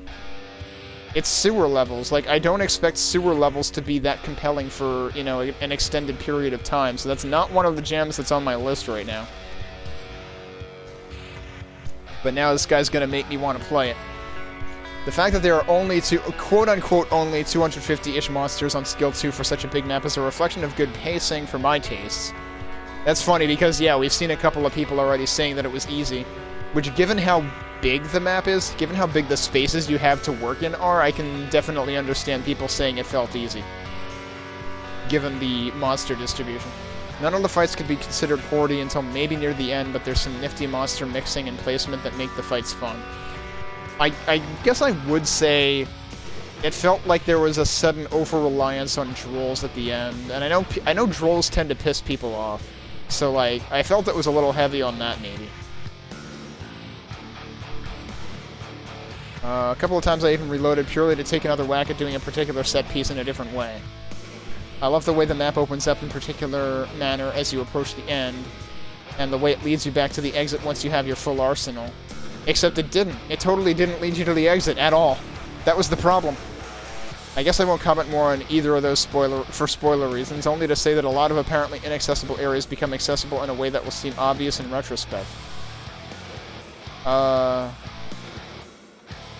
Did I miss something? I can see how some folks would get lost a bit in the early to mid parts of the map. For what it's worth, I personally had a good time with those areas. The intermittent stretches of multiple pathing give it more of an exploring feel. I feel like there isn't actually that much multipathing, though. It manages to feel open, and there's like a tiny bit of multipathing at the beginning, but that's also what makes it possible to feel lost. Hey, West Rider. We're looking over the reviews for Secrets of the Keep, which was a pretty neat-looking village map. I might dip in a little bit more just to check, like, the rooftops and stuff again, and kind of, like, rocket jump with reckless abandon. Because there definitely is some expectation, if you're going after secrets, that you are not afraid to rocket jump. Where did I leave off in the review? Let me work around or behind to the side of some monster groups to pick at them. I think the fact that the streets give you visibility of some landmarks helps. Except no, it doesn't, because they're the same landmarks in multiple places, which is what Pulsar pointed out. I very much agree with Pulsar's review on this. Also that they are characterful and not just interchangeable hallways. Except sometimes they are, which Pulsar also pointed out. The only thing that tripped me up a bit was that 2 different courtyards have the Shub statue. That's the thing that Pulsar pointed out. Which, like, yeah, that's directly contradicting your landmark comment. And since I had glimpsed it in the courtyard from a doorway without entering, when I got to the other courtyard, I thought it was the same place I had seen before, which screwed up my mental map for a while. Anyway, great trip. I think Max's Christmas Jam 2019 map was also a little castle, which was very cool, so he's definitely got the chops for this theme. Now you're gonna make me play the Christmas Jams, too. I make no promises in terms of playing jams, because I still have plenty of stuff to get through before I even think about that. Aldi says, no idea what some of the people here complain about. Hard to navigate. This map is pretty easy to navigate with new enemies popping every now and then to show you the way, and even without them, it's pretty straightforward.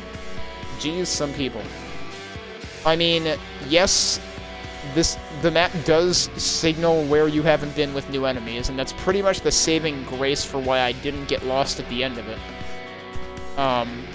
But no, I'm with the some people in this case. I think it could have signaled better. I very much agree with Pulsar. Vi, it says, quite good, looks and feels like a Thief game, sometimes complicated, but a minute later very easy to maneuver. Got half of the secrets, but in the end I was not sure where to go. Needed to take a vantage point and look where enemies spawn. Then from one to the other I found an exit. Carl Martis says, a bit hard to navigate before the action really started, but afterwards it's good action. Best city map I've played. I'm gonna have to think about that one. I'm gonna have to go back through and see, like, which maps I've played have technically been village maps, because, like, Raven's Keep kind of is, but it's less of a village and more of very much a castle. And then even 37th Relic Retrieval arguably has like a mini village sort of thing in it, but it's a base. Juan Lopan says, during one of the final showdowns, a Gaunt wandered off and a door that triggered the final showdown wouldn't go off until I hunted him down. Huh. Otherwise, fantastic map. A nicely realized castle town that I wish went on longer. Geez, the pirate found 19 out of 21 secrets. Oh, here's Mike Taylor. I really enjoyed the sense of exploration with this one, even though the darkness didn't add much. In the end, I just turned up the brightness. I like the sense of progression. Unlike some earlier commenters, I always felt that I knew where I was and where I needed to go next. And the restocking of the main city area with distant and high-powered enemies was a fun opportunity for careful sniping-based combat. I finished with 245 out of 247 kills. That was on hard difficulty, I believe. Infuriated to have missed 2, but only 15 of the 21 secrets.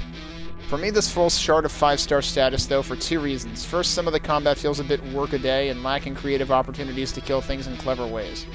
Second, and more important, an awful lot of the secrets were useless, all those ones where you have to fall down into gaps between houses to find a ring of shadows or a sharpshooter, are only available once you've reached the rooftops, by which point you've already killed all the bad guys nearby and there's no one to use the goodies on. Still lots of fun and really benefits from being Arcane Dimensions. That, yeah, for sure. So yeah, I had found 1 pentagram secret from the rooftops. I guess there are a few more. Estimo says, was not a fan of this one from a Quake player's perspective. Battles were boring and extremely unimaginative, nice to look at, not fun to play. Reminded me of the overly large level design of many PC games from the early 2000s. I feel like if you're going for overly large, this is not the worst map to play. Like, honestly, Raven's Keep might even suffer that worse in some respects. Although, not in terms of the combat, usually. The combat is usually in places that you have limited room to work with. Alex is really cool, one of the best maps I've ever played. Didn't expect that because the screenshot is not representing the real quality of the map. And Andrew says, a amazing and wonderful map. Why didn't I see this map in 2020? But there are mistakes in secret places with inverted Christmas trees. Okay, so I'm not the only one who saw that. And some of them aren't in secret places. Some of them are just wide out in the open. And it is almost in all secret places. I have all the buttons and doors that should have a golden glow that have a bright blue. Wait, what? Maybe this appears only to me because I use improved HD textures. 5 points out of 5. I don't know what he's talking about there. Also, yeah, Andrew played this, like, what, 3 weeks before I did? So they're saying this screenshot doesn't do the map justice.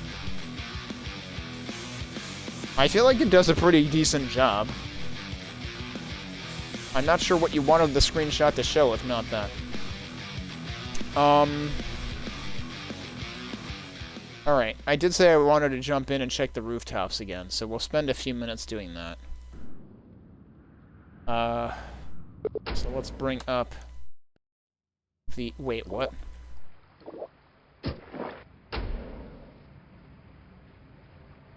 I really saved in the water at the end? Alright, I confused myself there. Let's start the timer up again. As we go looking around the end. Well, maybe not the end, necessarily, but... I do not have armor. Wait a minute. There was armor right in here, wasn't there? Yep. I could also maybe look out these windows. Although I don't know that I would have any chance in hell of getting up there. And I've been up there already, so... Maybe we won't worry about that. Let me check up here one more time real quick. There's even more armor up here.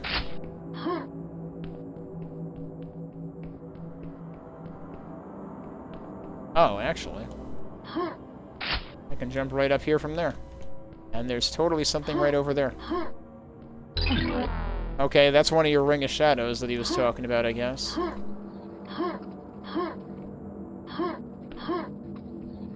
Which, this is before you get to the graveyard, so this is not too late at all.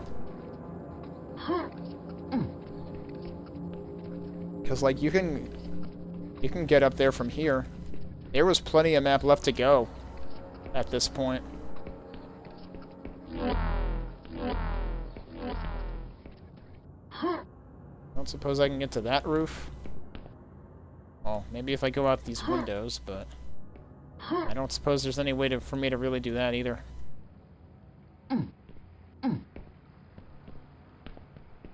But yeah, so this is the part where they were saying if you were to, like, rocket jump through a window into here, you would be stuck in here. If you didn't go the intended way. But I feel like you would have to try really hard to do that. That's the axe that I wanted before. I wanted this for the zombie nights. Can I climb this? I can climb this. That's neat. So what's on the menu after this? We just, this is the second MortalMaxx map of the night. And after this, I'm probably going to play Comrade Beep's Arcane Dimensions maps. Can I do anything interesting over here? There's a ladder over here, too. Have I been in there? I don't know. We're going to find out. Have I been on this side of things?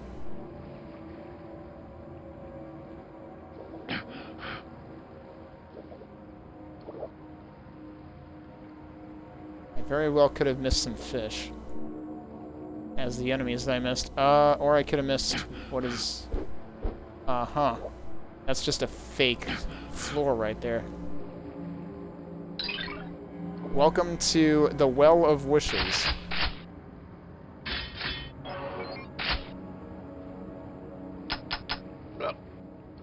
It actually prevents you from, killing yourself. That's cool. Okay. Well, we found the dopefish secret, so I guess that's important. Doesn't let us kill the dopefish. So, we just got, like, the ultimate weapon there.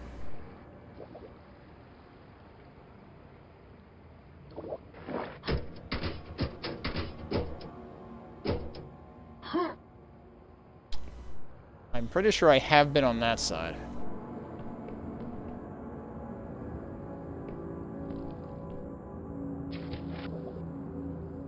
Yeah, this is the beginning again.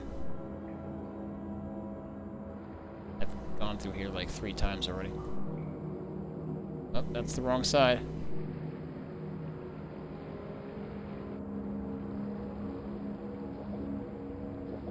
Alright, so we're in double digits in terms of secret count now.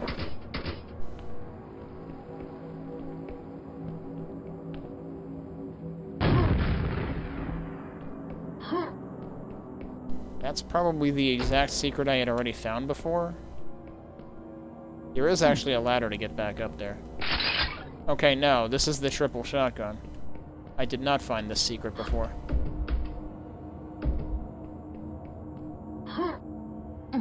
What? You fall through that? That's disappointing.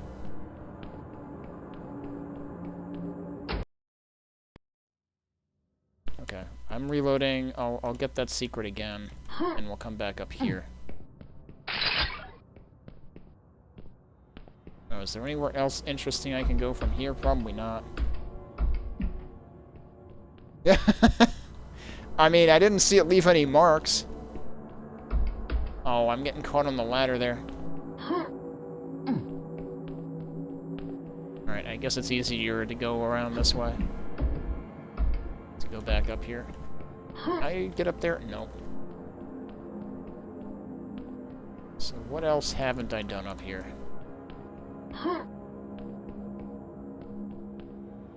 Get in there.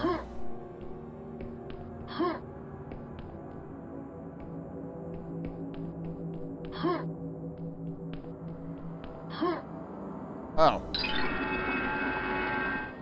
The nail piercer. Alright, that's probably one of the ones that he was talking about.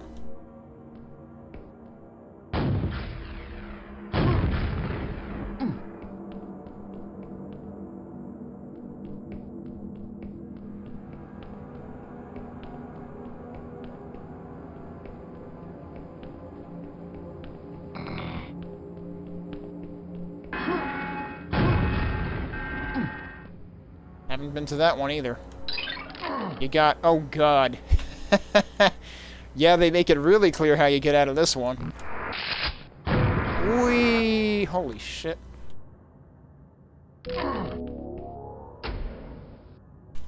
I should probably save here, so that I can experiment with getting to various places in the map.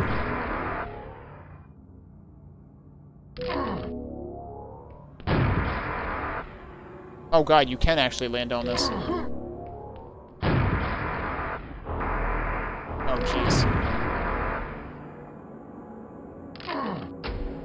Wait, can I actually climb up this? Oh, I can. I didn't think that would work. Oh, we gotta try getting up there. This is why I saved.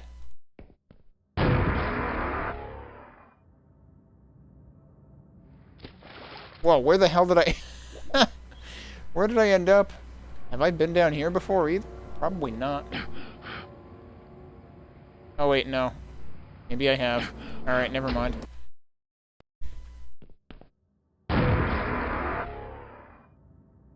Alright, good shot. Is there nothing up there? I mean, it would be pretty cruel if they did put something up there, honestly, but...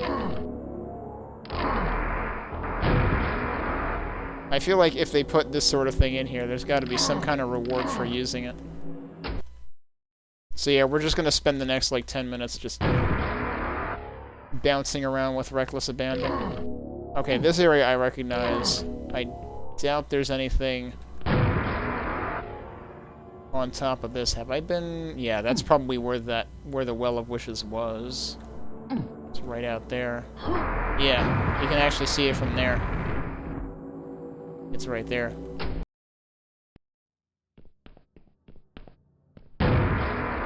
Okay, but is there any reason to be up here?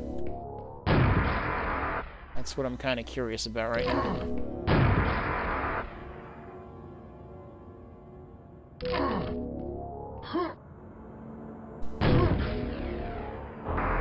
Doesn't seem like it.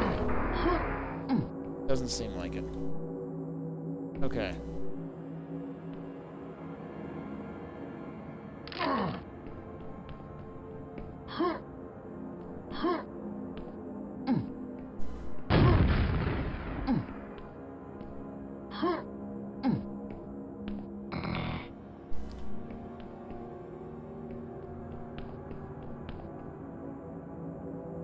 Okay, yeah, this is somewhere I've been. And I'm pretty sure that's also somewhere I've been. Well, we did end up at 13. That's almost 2/3 of the secrets. I'll take that. Oh, didn't pay attention to my health. Okay.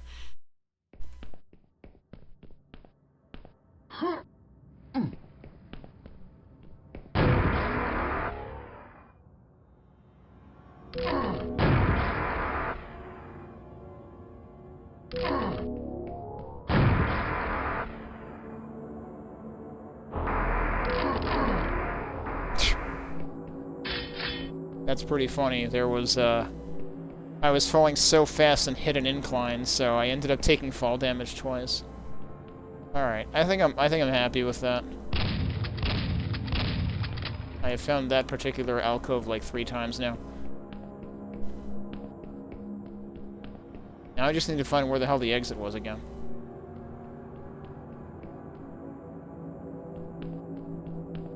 I've never been 100% sure whether .map is the source. Because, yeah, sometimes I see that, like, alongside the BSP or whatever.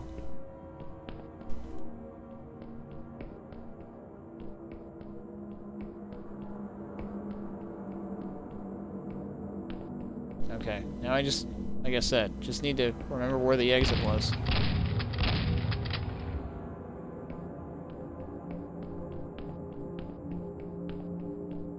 Actually, where the hell am I right now? Was this the silver door? I think this was the silver door. Unfortunately, the lock, like, breaks, so you can't see that it was the silver door anymore.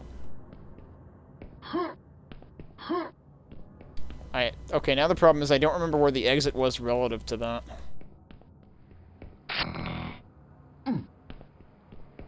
Like, was it entirely on the other side of this stuff?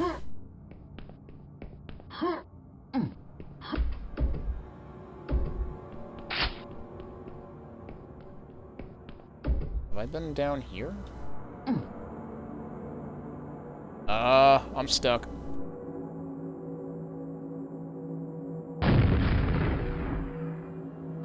Okay, I'm no longer stuck. There's definitely something there that I haven't gotten. That's funny because I'm pretty sure I was on this exact rooftop once, and I totally didn't get this. So there you go, we actually have 2/3. And is this right next to the exit? This is right next to the exit. How convenient. That's hilarious. Okay, cool. So we got 2/3. We still didn't find any of the 6 remaining enemies, wherever they were. But we got some more secrets, so I think I'm happy with that. So I think I'm going to take a break, and then we will fire up as many of Comrade Beep's maps as we can get through today. I have 3 lined up, I believe. I think a couple of them might be on, like, the small to medium side of things, so let me, yeah, the first one's small, the second one's medium-sized, and the third one is also medium-sized and is actually a remake of E112. The first couple seem to be, like, base/industrial, so we'll be back into base map things when we return in a few minutes, so this was definitely a really cool map. Like I said, though, I think Pulsar said it best in terms of, like, it is possible to get lost. It could have done with better landmarking. Let me remind myself, actually, are we going to see more MortalMaxx stuff?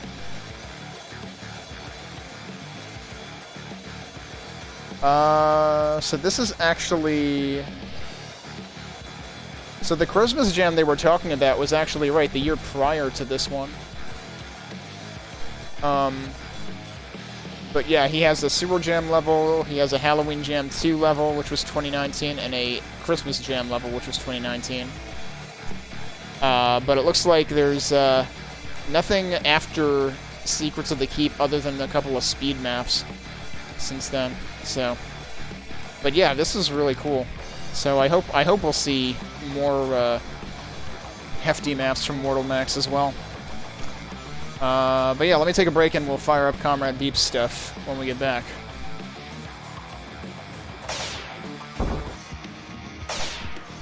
Okay, we're back. Sorry for a bit of a delay on that. But next we are going to be jumping into Comrade Beep's maps. I have 3 picked out that are Arcane Dimensions based, and they also happen to be base maps, so they are Arcane Dimensions base. Let me just take a quick look at the chronology here of his stuff. So he did a couple of things, actually in the same 2 jams that that Max participated in prior to these maps. So the maps we're going into now are technically the 3rd and 4th releases by Comrade Beep, but the first standalone ones. And then he was in a speed mapping session after that. He was in the Coppertone Summer Jam in 2020. And then his 3rd map came out after that. And then he also did a Christmas Jam map in 2020 as well. But let's go ahead and pull open the README for the first of the maps. Where did I put the READMEs for these? There they are. Okay. And it also has original music, it looks like. So this is Deep Research, came out in January of 2020.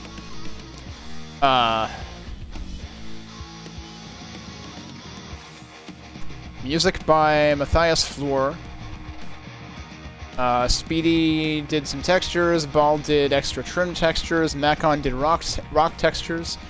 You hear that? We don't have to see the Unreal Cliff texture anymore. Chris Holden for testing and feedback, Fairweather for testing and feedback, Heresy for testing and feedback, Margal Q1, Abraxas, those are also for testing and feedback, Dump Truck DS for the Quake Mapping Discord, and everyone else who gave feedback and assistance at the Quake Mapping Discord. Special thanks to Twitchy for making the map work in Quakespasm, Skybox modification, Treasure Room, troubleshooting, and external texture assistance. Eric W. and Sleepwalker for Trench Broom and related tools. It includes custom generator sound by Matthias Fleur again,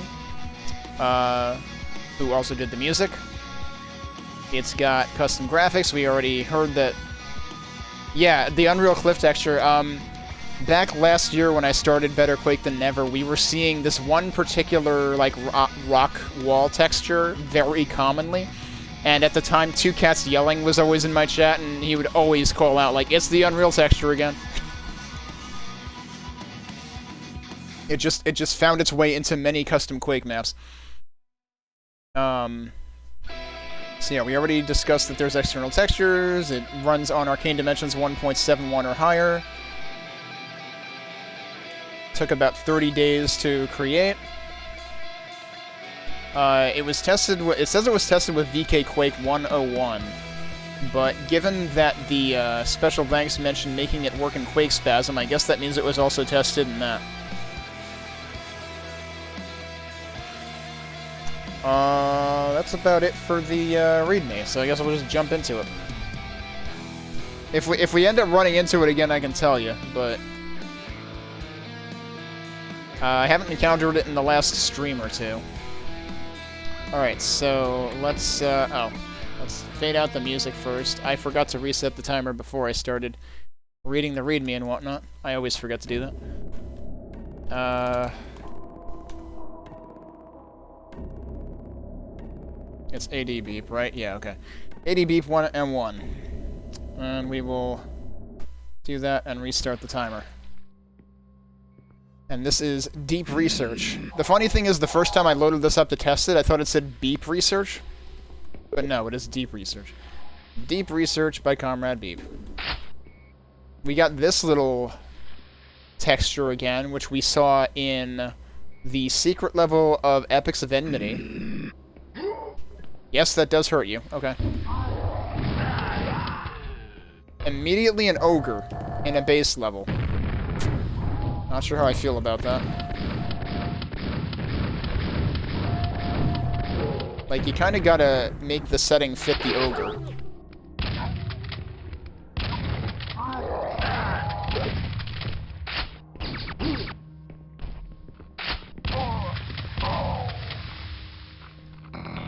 What's with all the particles floating about?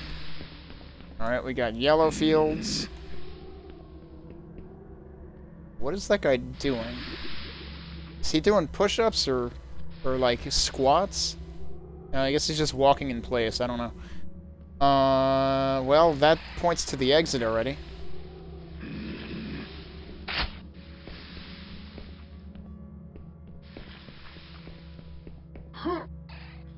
Are you talking about this texture?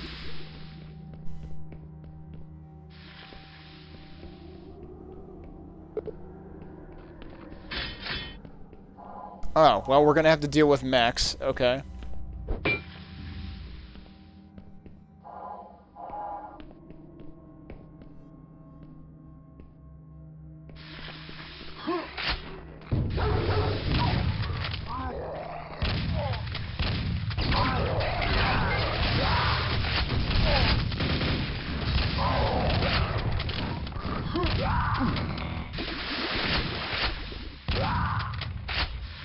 I'm guessing that stuff is not safe to wallow in.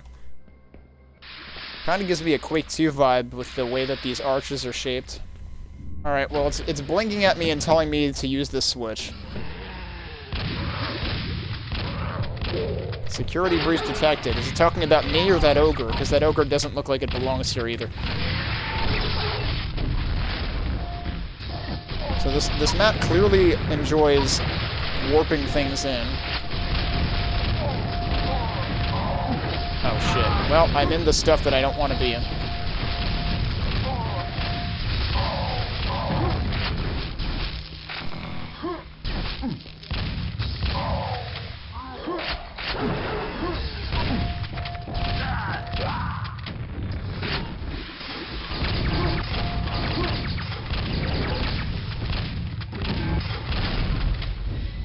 I feel like those are a lot weaker in the packs I've played tonight than they were in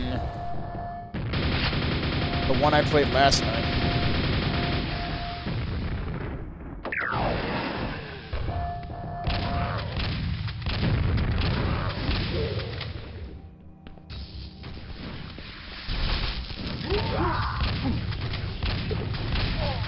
Oh, good God.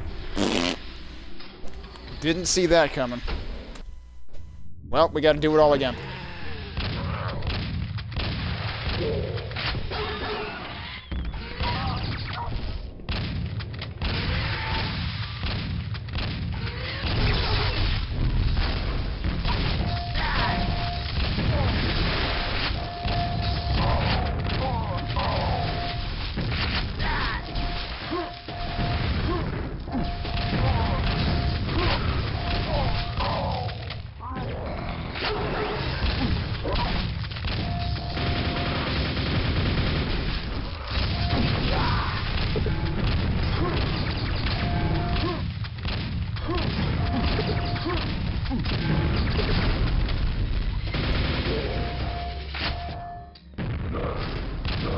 Why is there a frickin' spawn? That spawn was very mouthy. It woke up like 3 times at least.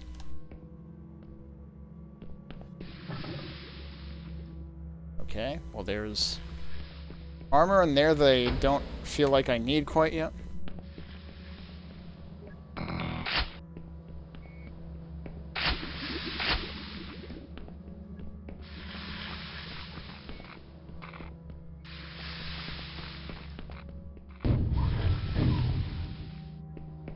Alright, so hang on. Last time I had hit this.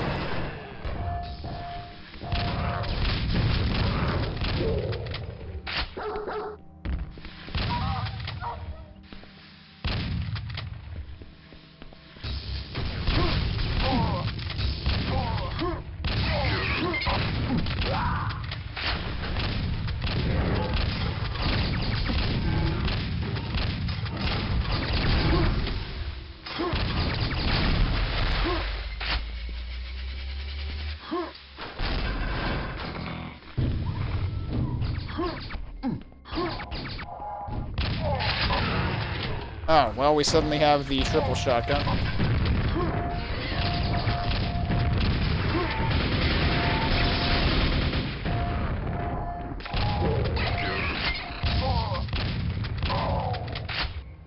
Don't want to hit any other buttons until I'm good and ready.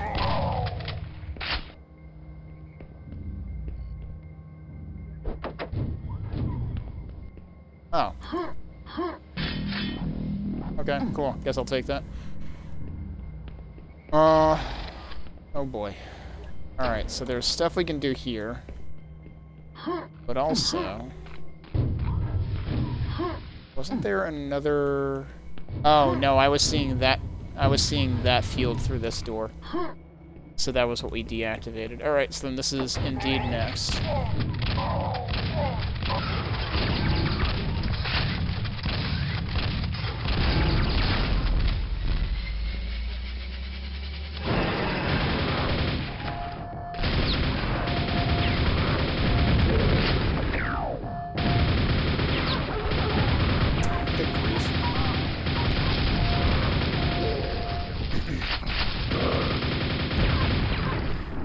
Another spawn. I was gonna say, that definitely looks like it should be breakable. Boom. It's more armor. Alright, let's see what's in the Gordon Freeman zone. Okay.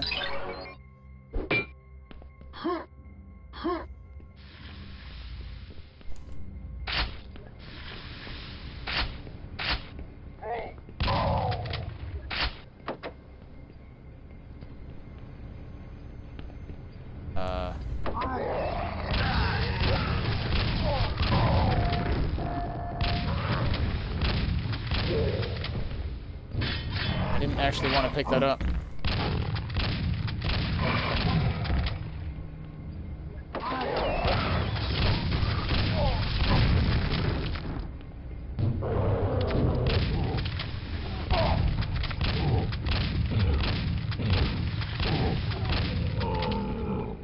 Nice time to stop him.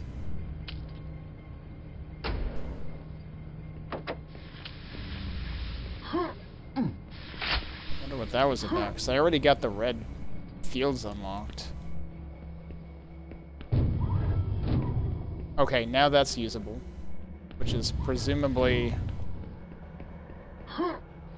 what the reset generator was about, but was the red field just the way out? Because, like, couldn't I have just come out this way anyway? Like, I'm not sure I understand what the red generator was about. I mean, what the red force field was about. Was there another red force field somewhere?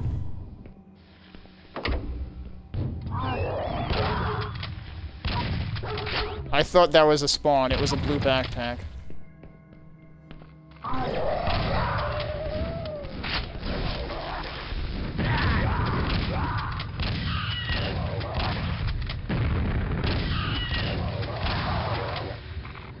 Oh, it didn't get to shoot again. Okay.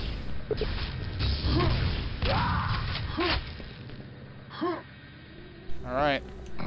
Well, we seemingly did it. There's still 6 enemies left somewhere, though. And I'd kind of like to solve the mystery of, like, was there a reason for the red force field?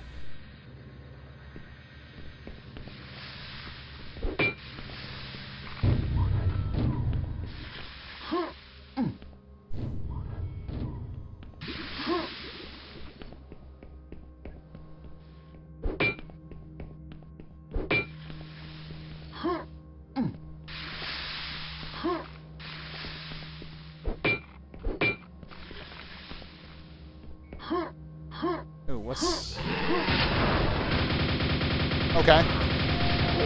You can just break these. You can just break that particular one. Never mind.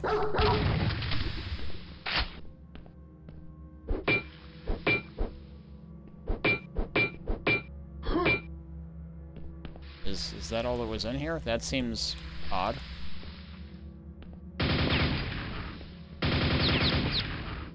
Okay. Well, we found 2 of the remaining enemies. That's an odd prize for shooting a thing that wasn't necessarily obviously destructible.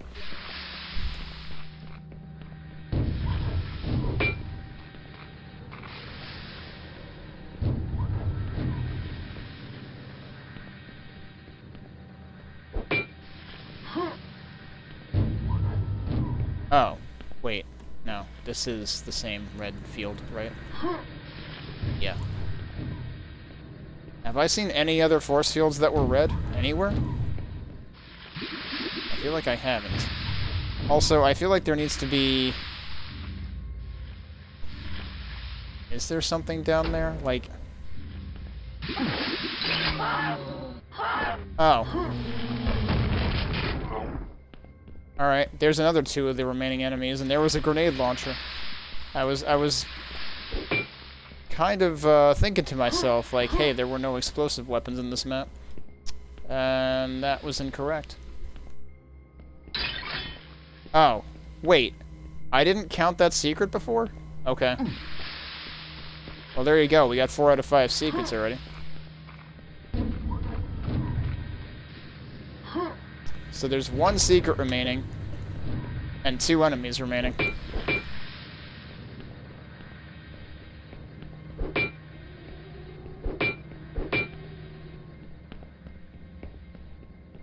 You think they would hide a secret in the very last room? Oh, they totally could have, but maybe not.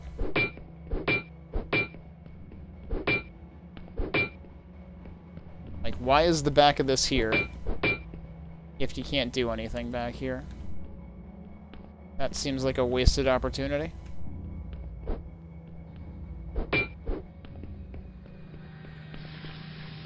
But yeah, alright. I mean, this is, again, a bit of a surprise for an Arcane Dimensions-based map, that it feels like, aside from the Arcane Dimensions enemies that were tossed in, this could have passed for a non-Arcane Dimensions map.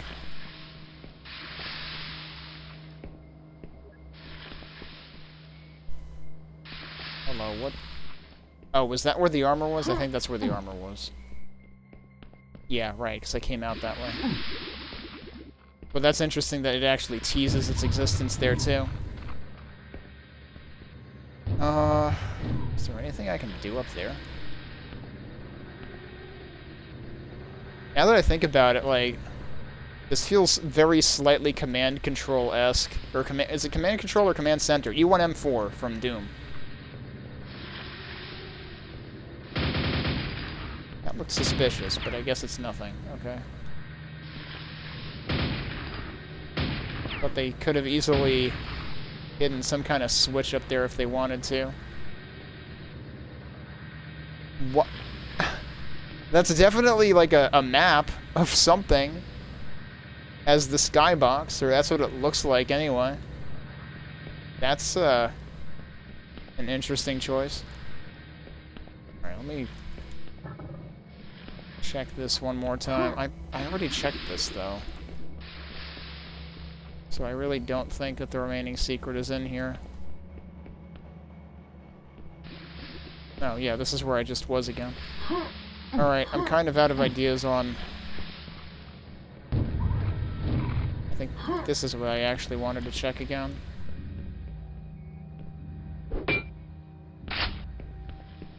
Right, that's where the armor was. So that was a switch that I already hit. Have I hit that? I must have. Okay, yeah, I guess it puts a thing in front of the switch when you've hit it. That's interesting.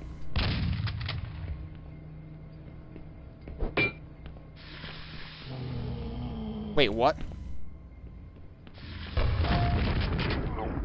There were more zombies. Those only spawned after I got the grenade launcher, I bet. Because that's when the first 2 spawned, but they spawned in both rooms. So that's an interesting detail. Alright, so we found all the enemies. There's one secret we haven't found. You would think that that would be something, but it's not. Hang on. You'd think that could have been something too, but nope. About this side.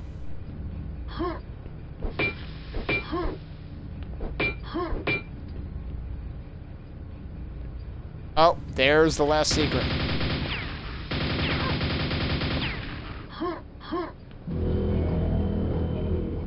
We did it. We found everything. Time to leave.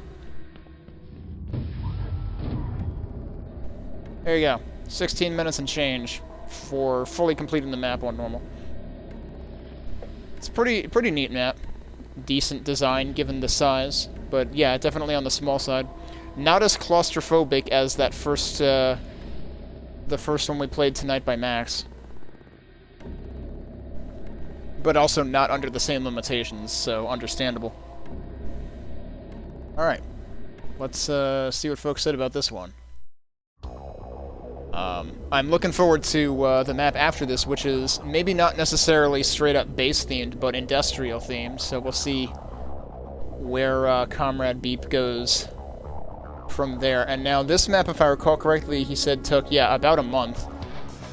The next map, I'm pretty sure, came out a month after this one, so the maximum he could have spent on the next one is also a month. But let's see what folks say about this one. Gets a lot of 4s and 5s. Quake Freak says a lot of action packed into a small package. I loved it. Can't really find any faults with this one. The only thing that threw me off was the note saying this map requires AD 171. Thought I had to download the 171 patch to play the map, so I created a new folder. And couldn't get it working, but it worked just fine with 1.7. Huh, okay.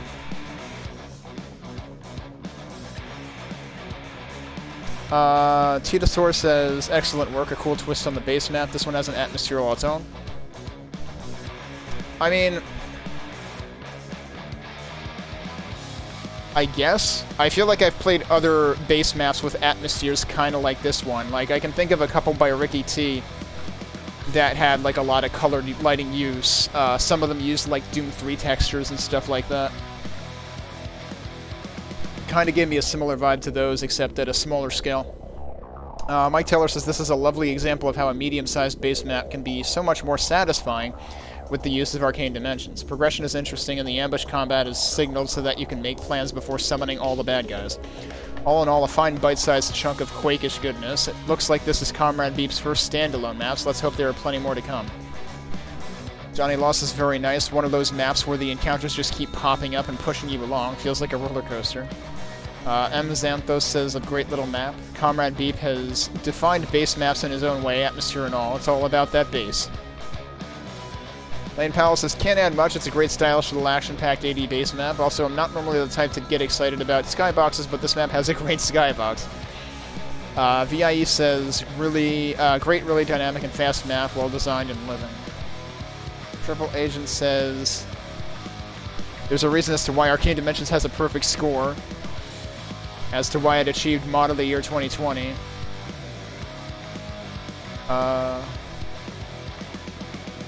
I'm trying to see where he's going with this. Arcane Dimensions does a couple of things very right, and these are rather major traits. It does the combat right, the hit scan element, outside of a few exceptions, kills it for me in the original Quake. Okay.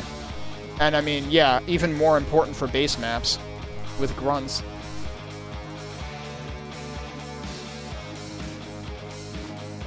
Arcane Dimensions, last but not least, Arcane Dimensions has a dedicated group of followers and developers updating it and pressing forward. It's one of, if not the very one, most popular mod. A base of assets and a map pack all put together. That's why I think it makes sense to build even the base-themed maps around an otherwise rather fantasy-mythical-inspired Arcane Dimensions pillar. I mean, you gotta remember, though, there's a ton of Quoth-based enemies in Arcane Dimensions that are all base enemies. So, like, yeah, you don't necessarily expect base maps out of Arcane Dimensions, I get what this guy's saying. But it gives you plenty of variability for base maps that you wouldn't get in vanilla. Deep Research is a proper map, not a brilliant one, but a good one for certain. It's combat heavy, tight in terms of spatial design. Not at all compared to Max 4, though. Filled with challenging combat scenarios. The biggest thing to it, though, is that it rides the wagon of Arcane Dimensions, which works as a leverage job. Otherwise, just good against the contemporary standards. Yeah, 80 Candles is the third Comrade Beat map that I plan to get to tonight. So let me fill in the time on this one. And also, I forgot to update my title. Since we are, in fact, no longer on MortalMaxx maps. So let me Fix that real quick.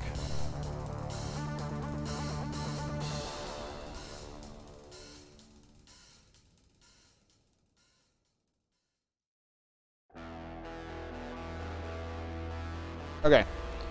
With that being said, let's move on, reset the timer, and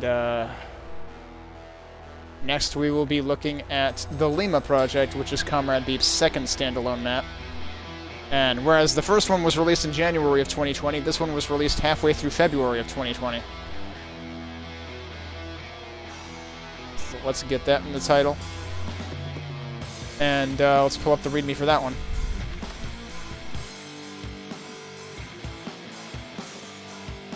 This one has music by Immorpher, and uses the Crate or CR8 texture set. I still don't know what the right way to pronounce that is. I've seen it with capital letters and with lowercase letters, so I started out pronouncing it CR8 because of the capital letters, but here I'm seeing it lowercase. Bal has some trim textures that are used in this. It's using some Doom 3 Crate textures. Tintin made some Doom 3 textures that are used in this. Credit to Ryan Watkins for creator of the Doom 2016 Skybox, Chris Holden for testing and feedback, Twitchy, Dump Truck DS, Zungry Wave, Void Force, all of those for testing and feedback.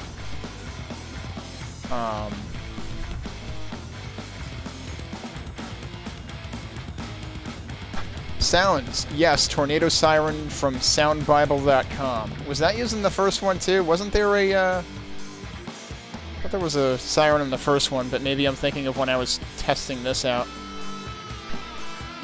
So the funny thing is this one says it requires Arcane Dimensions 170 or later, even though it came out after the one that said it required 171.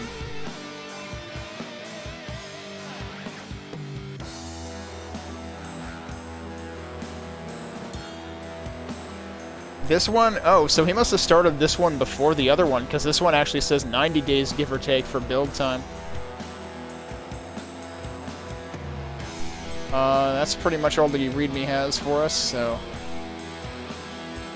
let's go ahead and boot this one up.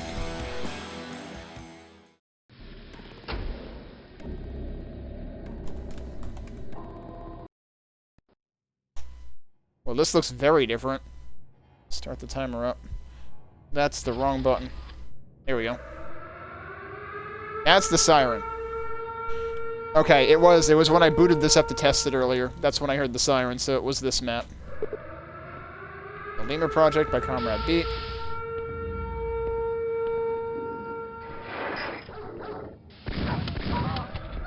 Well, we're immediately getting a double shotgun.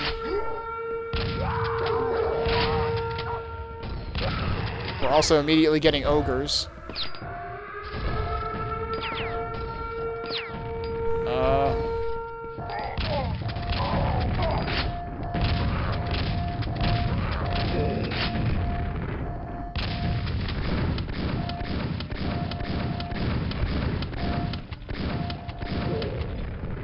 I didn't really care for taking that guy out from that vantage point, but...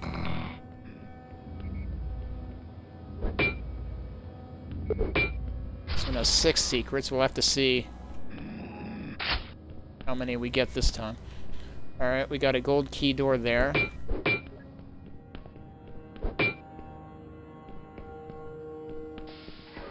That's where we came from.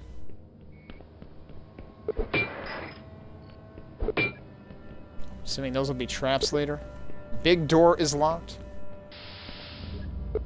That's also locked. Is there anything that isn't locked? This is not locked. Okay. Suddenly brick textures. Not what I expected.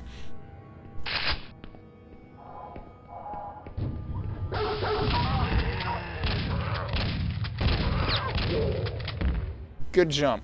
Very good.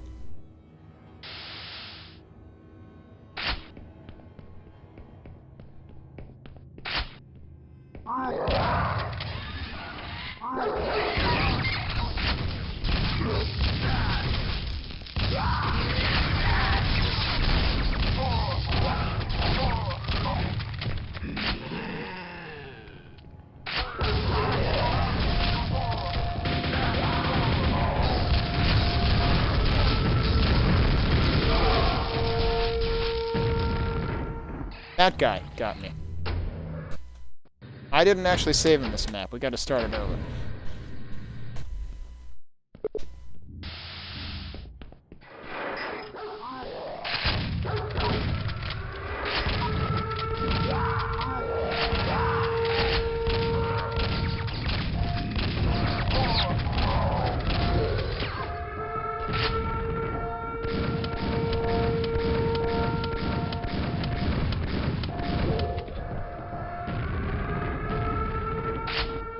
Okay, this time we'll save here.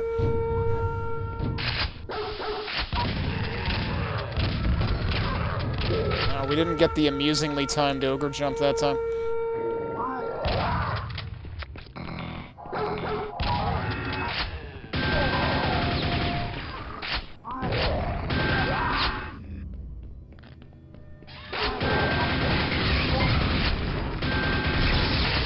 Damn, this thing really does, a ton of damage.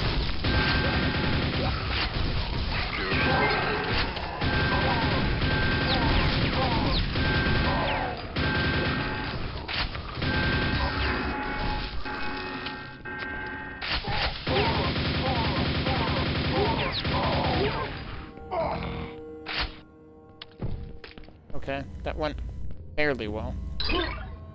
What? That's a secret area? Okay. That's a rather generous definition of a secret area. Stairgate is open. Stairgate? Giving away the secrets. The stairgate is a better kept secret than the actual secret. Oh, hi.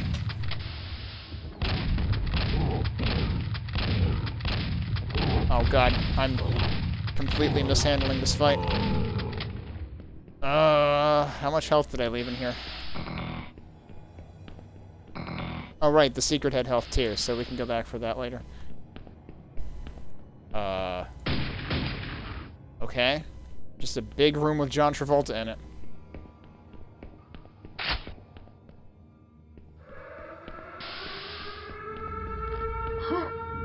Okay, so this one's flat, that's why the other one was a secret. I suspect there might be another secret in this room.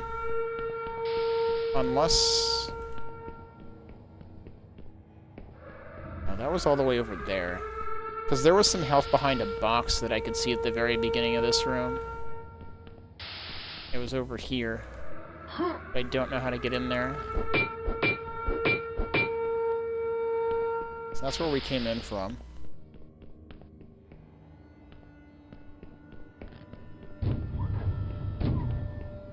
Okay, those guys are not awake yet. Yeah, the explosion wasn't even the objectionable part, because all of a sudden, that shambler just comes out and fries you. So it said Stairgate before, right? I probably should have noticed what it was talking about. Those are still locked. This is where we came from. I imagine there's no reason to go back there. There's health back there, too. This is, yeah, still locked. That is also still locked. Was the stairgate actually in here, close to where that door exploded? Oh yeah, it was this. I'm an idiot. I walked right past this. It's right across from... I meant to frickin' poke my head in here, and I didn't.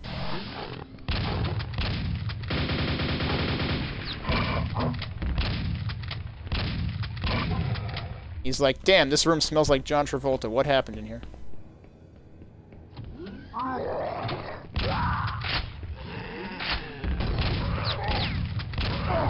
Oh, shit.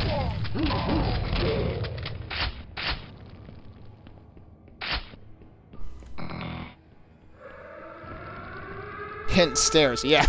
I know, it's just I completely ignored the stairs. They're even bigger than a ladder. How could I do that? Alright. Okay, yeah, that wasn't a secret. Wait, those guys have rocket launchers? Okay. I thought those guys usually had blasters.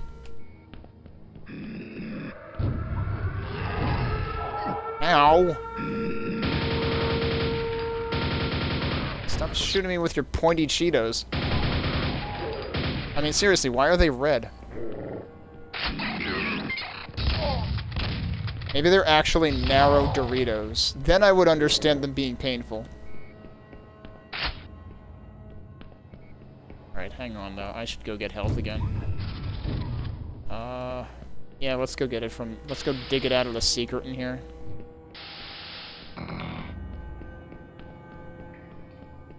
Or not.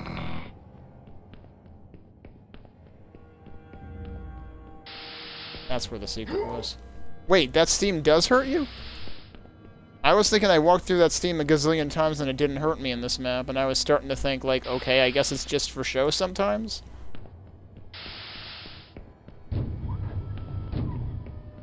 Yeah, they're like Doritos but bugles, I guess? I don't know.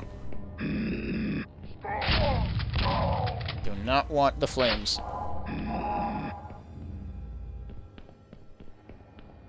Okay. I assume that might be a switch. Yep. Great. Turn on a switch, get punched by this dude.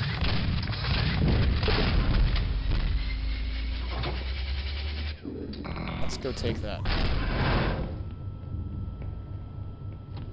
Wait, why am I hearing something else? That was close.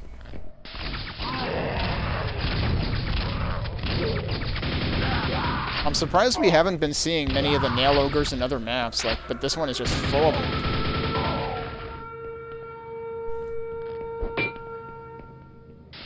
Also, we just got that siren going on the entire time.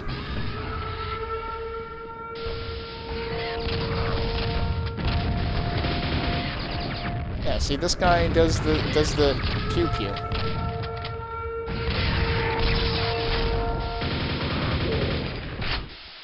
As opposed to the rockets in the face of the other guy.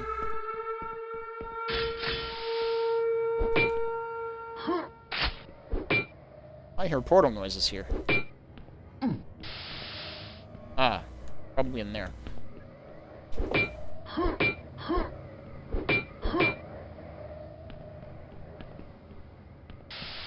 So...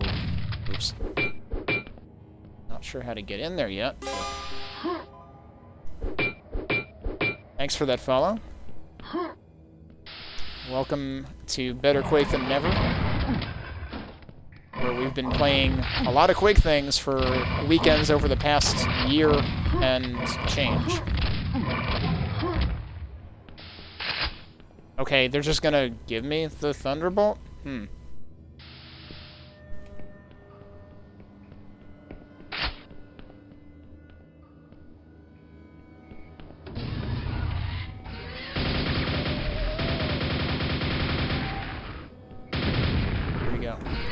There he is. Next question, where's the Vor? There it is.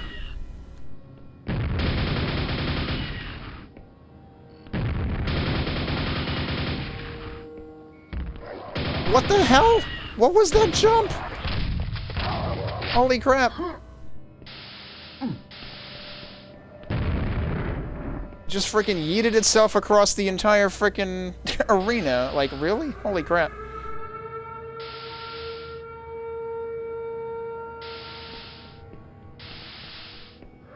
I'm good at handling MortalMaxx. I did get punched at least once by that one.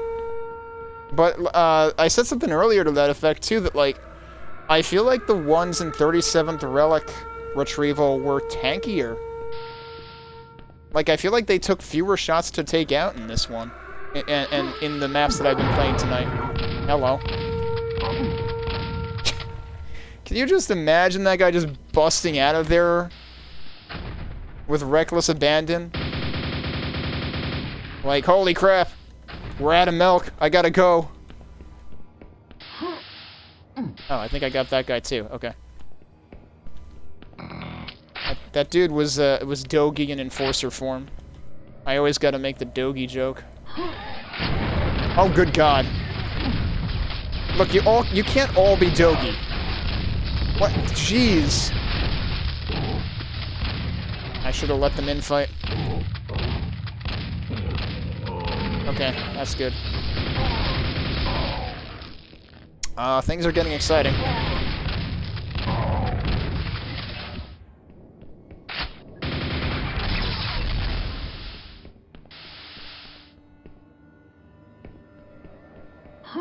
That's true, I forgot that lava nails are actually a thing in one of the mission packs, aren't they? Wait, was it the mission packs, or was it one of the, might have been one of the early community packs. No, it might have been both. Okay, well, we can go in there. That seems to be where we're going. Okay. Big door pump online. Oh, and suddenly we're up here again. Am I still... Yeah, I'm still 1 secret out of 6. Dissolution of Eternity, okay.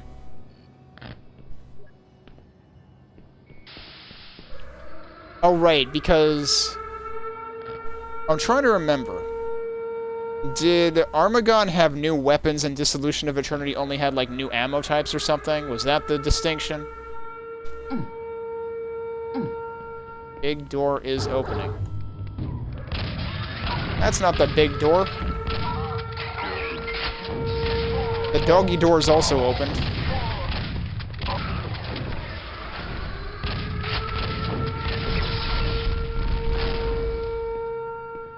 Okay. But it's still locked. Okay.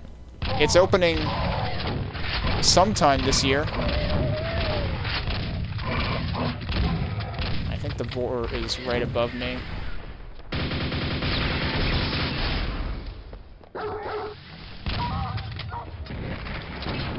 Oh, good grief. That's a lot to deal with at once. Well. Surprised we've got 2 MortalMaxx.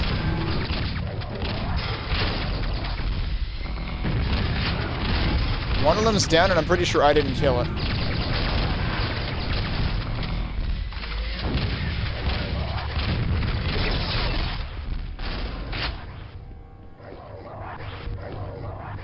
Can I interest you in crashing into that and not me? Yes, thank you.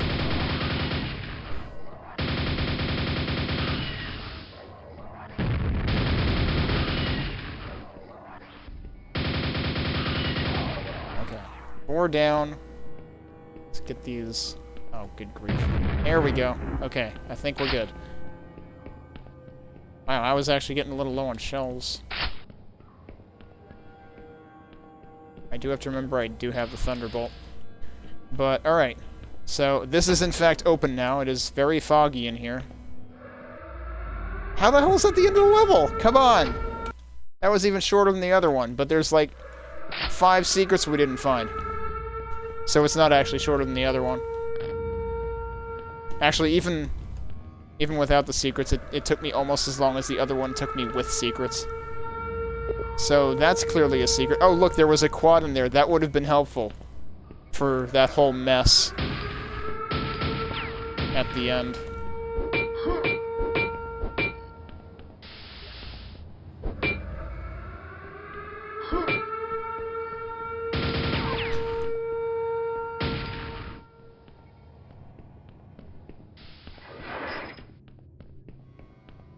I feel like the sirens kind of overwhelmed the music in this map. Yeah, come on, we gotta at least find one more secret. Something is, like, dripping down here or something.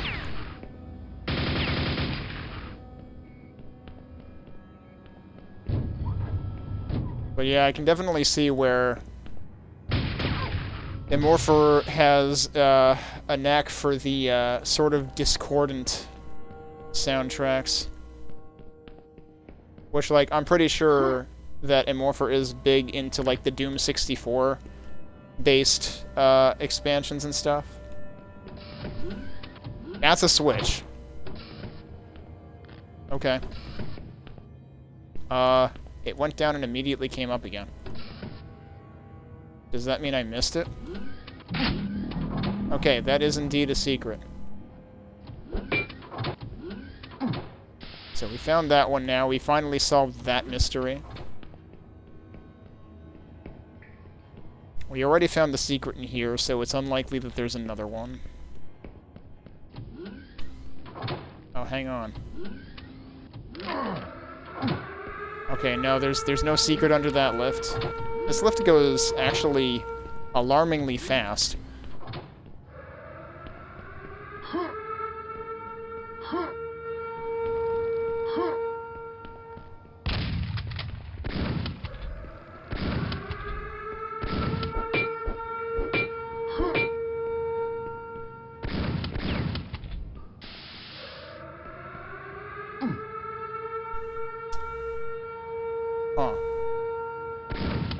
Have I been over there? Should I be able to get over there? I wonder.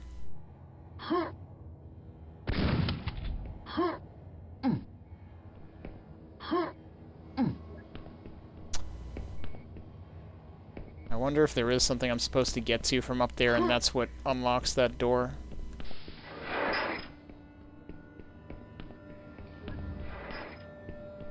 Yeah, let's go this way again.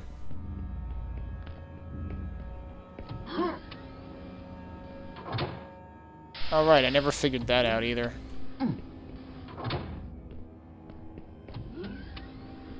Alright, that is also not anything you can hide a secret under.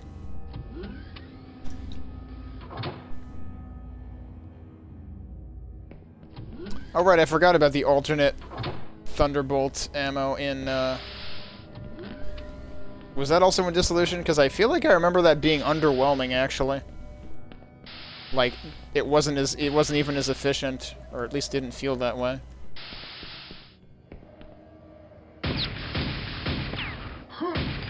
Is there a switch I should be hitting in here? Or is there a way to open this? There's definitely portal noises going on, though. So yeah, there's definitely a few secrets in this map I have not figured out the explanation to. Oh, can I just break that? No.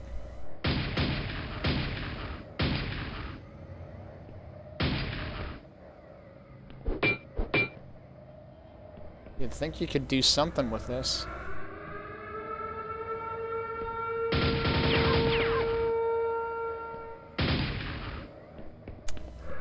I don't know what to make of that one.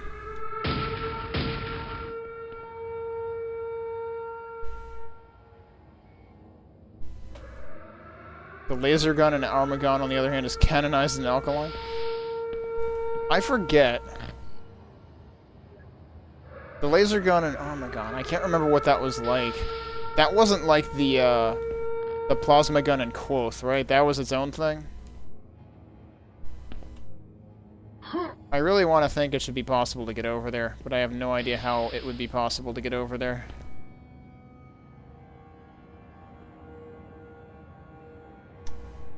Do I see anything interesting that I can potentially get access to from here? There's boxes over there. There's more boxes over there. Not seeing like any sign of a switch anywhere. Yeah, all the secrets in this map are just one step ahead of me. I want to see whether this is intentional to be able to get to this, or if it's just... No, it's not. Okay. That was the thing I was really curious about. This one in particular bugs me.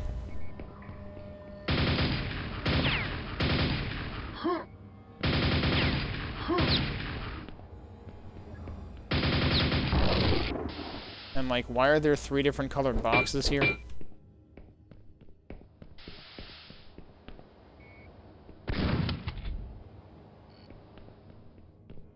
Is that really nothing?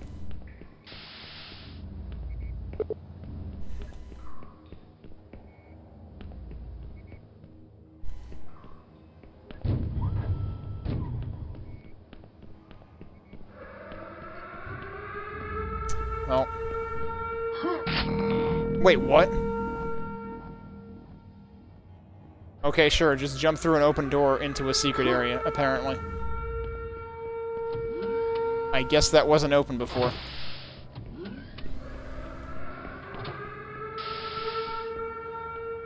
Okay, so that one was free.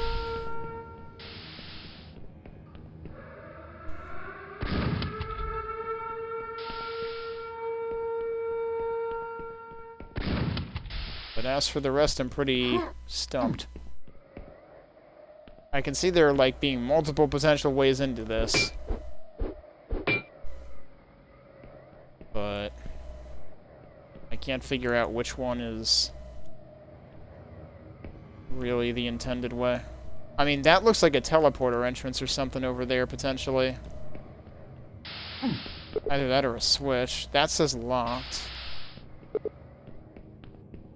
Am I just really bad at finding secret switches in this map? Oh, whoops.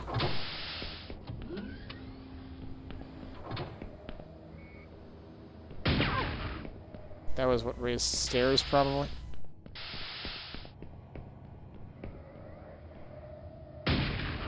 Oh, what? Oh, there you go.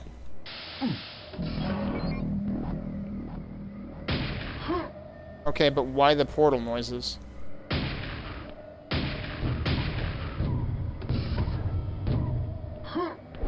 The portal noises still don't make sense.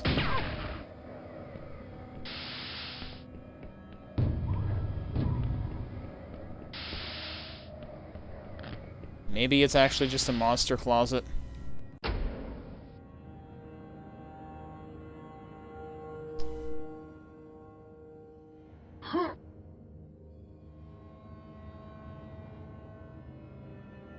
I don't see a monster closet for it to be one.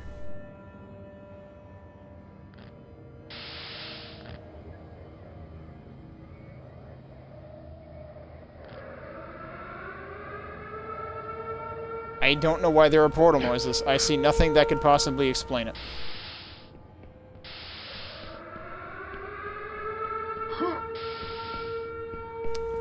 Well, anyway. I wonder if there's anything shootable in here like what I just shot out there.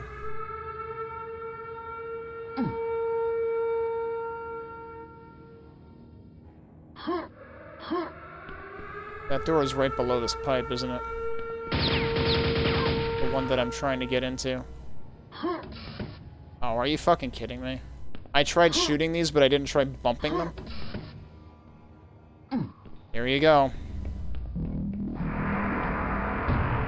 Alright, we got 5 out of 6. I'm okay with that. Do I know what the 6th one was?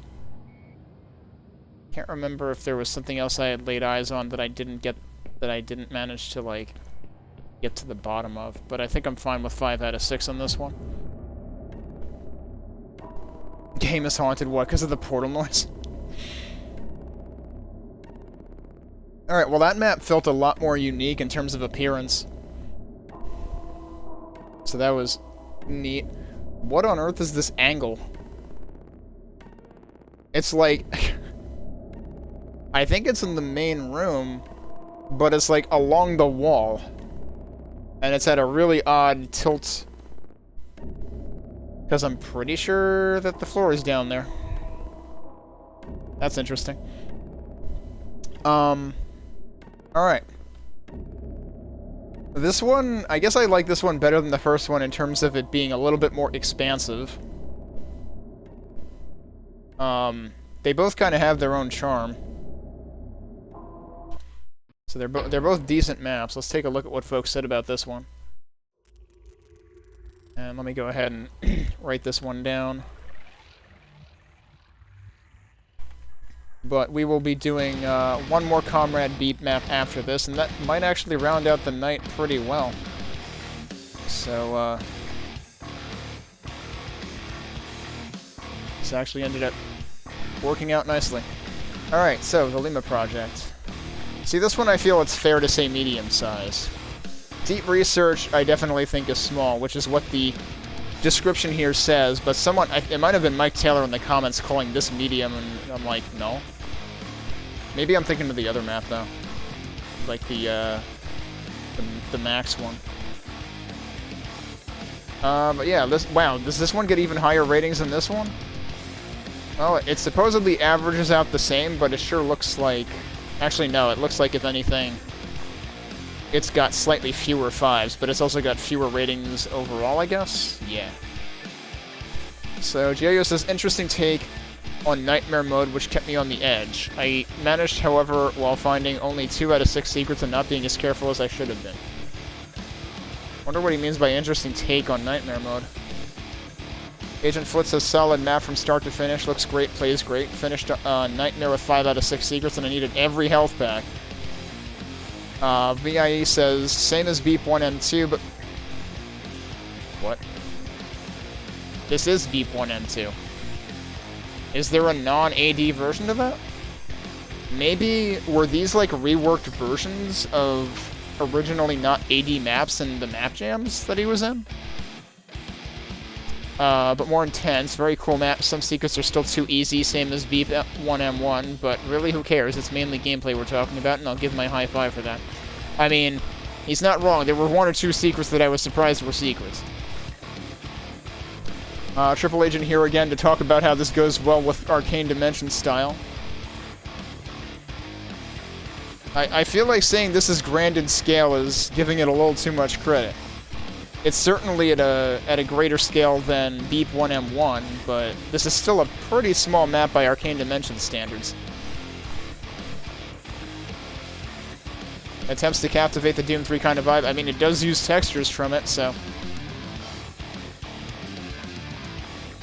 There is indeed a Doom vibe in this map, but it is not the vibe of Doom 3. It's funny because I feel like I was saying the first map had a Doom vibe also. Perhaps a bit of steampunk. Yeah, that's why they say industrial themed in the description on Quaddicted. I like the idea of no medkit gameplay on harder difficulty levels. So that's funny. I guess that was the approach to Nightmare then. But I guess the secrets still had medkits. That's probably what the earlier comment was referring to. I like how the secrets were placed. They were announced, but finding how to unlock them was up to the player. The soundscape in the Lima project was amazing. The spatial design, which I would call semi-open, allowed for aspects of non-linearity in approach to combat. For the Arcane Dimensions style, I like the projectile-based combat system. He says this in every Arcane Dimensions-based map now. But yeah, pretty cool map.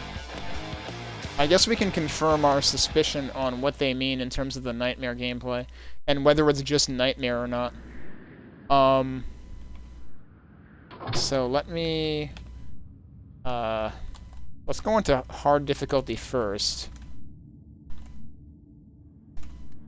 I can't type anymore. Yeah, so there's already no health here. No health kits outside of secret areas.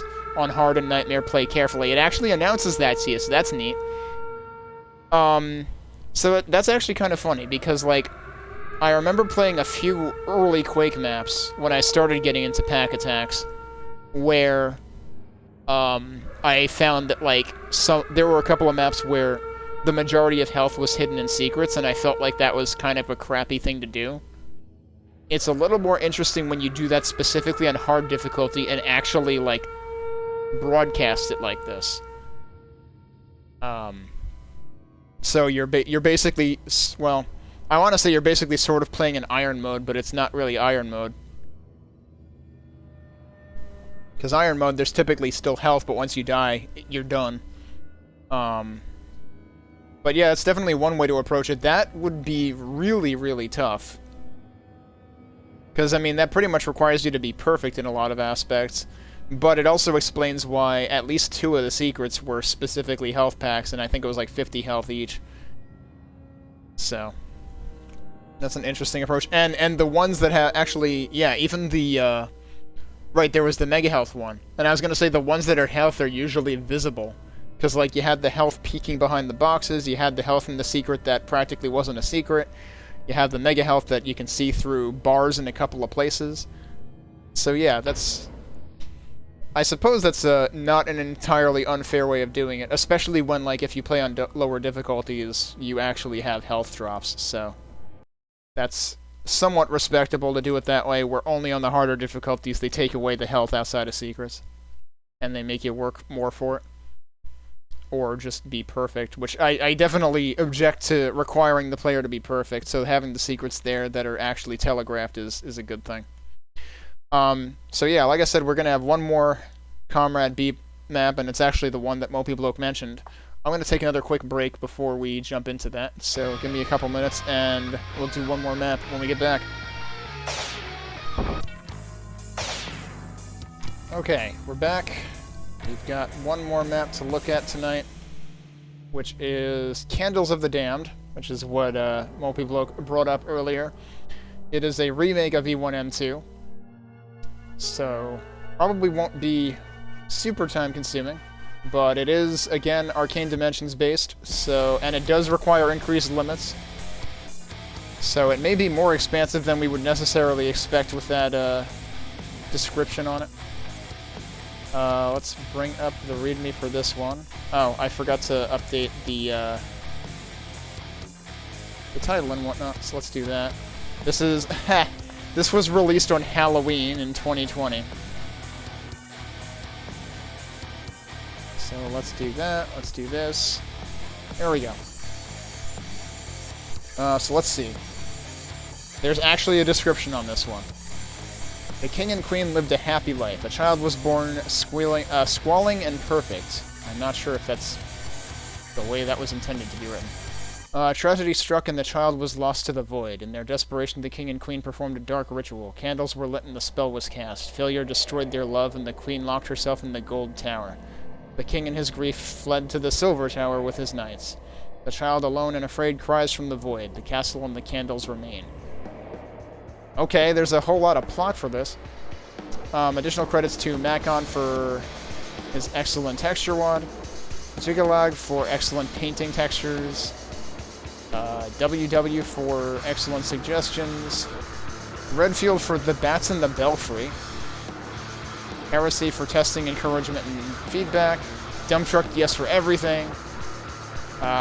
Chris Holden, Ball, Rennie C, Squid V, Kane for various assortments of feedback, suggestions, encouragements, such, so on and so forth. Is Kane who you were referring to earlier, MortalMaxx? Ziggy also. JCR also, Greenwood also. Lots of familiar names here in the testing and feedback credits. So this one actually says it requires Arcane Dimensions 1.8 patch 1, which is exactly what I'm running. Which, yeah, I guess that was out by the time that this came out. But yep, this is listed as a modification of E112. Build time, 30 days in 2019 plus 20 days of updates in 2020. I'm trying to remember now, what did Beep 1M2 say in terms of time? So this actually took less time than Beep 1M2. So it's probably not that huge. But yeah, that's about it for the README, so let's go ahead and see what this one has in store for us. Whoops, that's the wrong window. Oh wait, what difficulty am I on? Yeah, we want skill 1. I'm always going to default to skill 1 at this point. So yeah, the beginning actually has kind of a Quoth vibe to it. Start the timer. But yeah, this certainly gives the vibe of E1M2.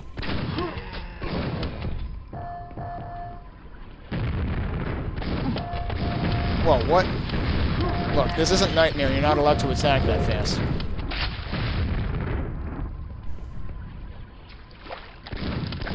The fish was not paying attention.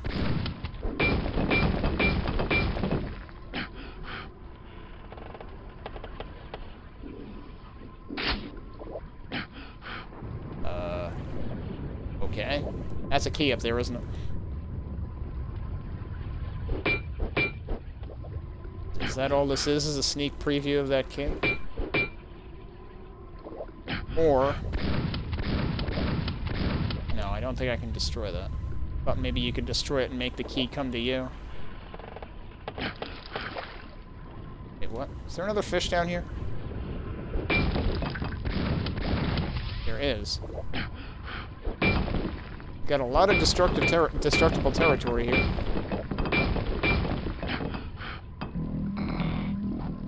Squiddy S... Wait. Is that supposed to be an apostrophe? Oh, is that a... That's a V. Squid V's passage. Okay.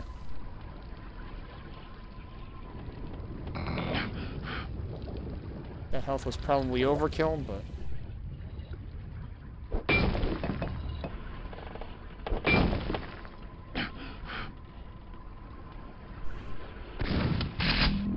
As above, so below for ball. So each secret is dedicated to someone? There's 15 secrets in this map. Good God.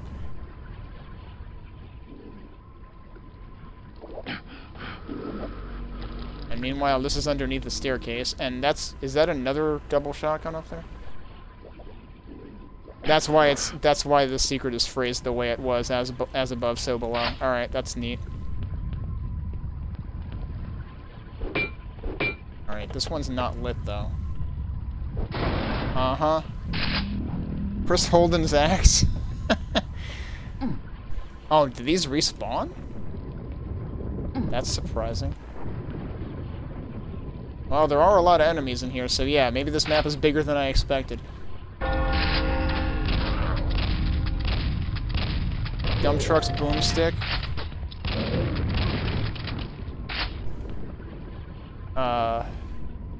So even the non-secrets give you,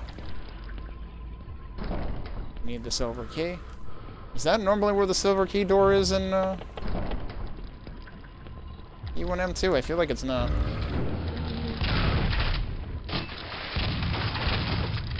Okay, but this part is familiar.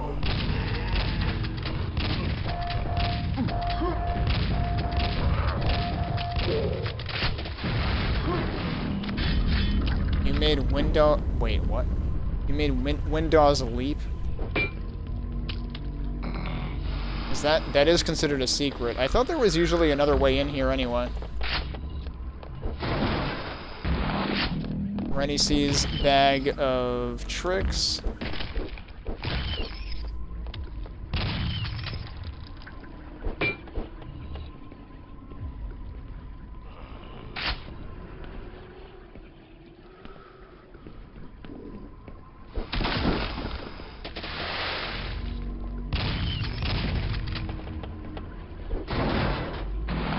Heresy's backpack. So a lot of these are very, very short secrets, and they just kind of keep coming at you.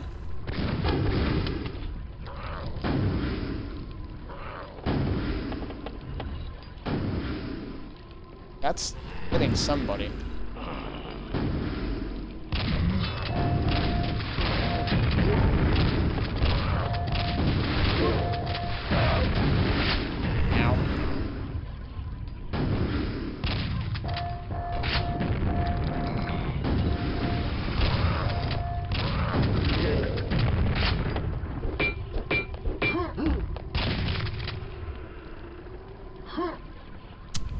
That's an interesting way of doing that.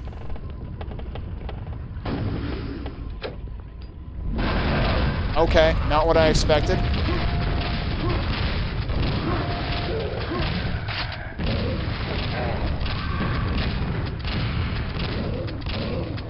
Oh, I might die. Maybe I should drop a save.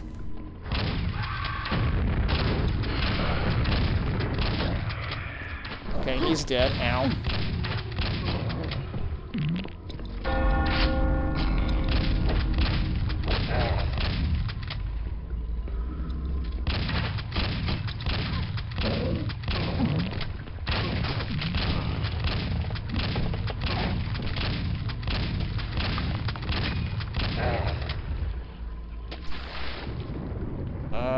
Well, I'm still almost dead. Is there meaning to that, I wonder?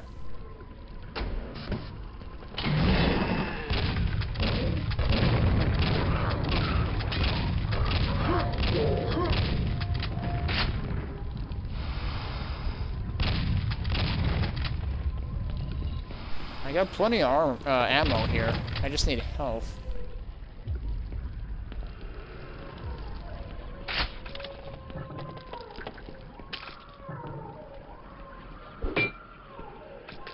Here's the baby. That has some... You want to talk about Doom 3 vibes? That has slight Doom 3 vibes to it. That's a mood. Alright, I'm curious about this, though.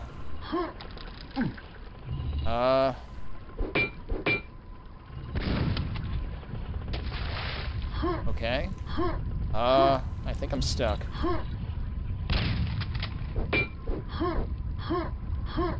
Well, that's not a good prize.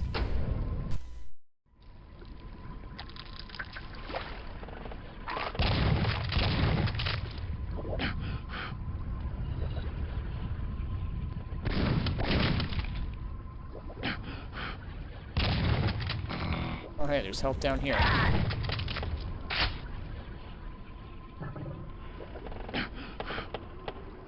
Where the heck even am I?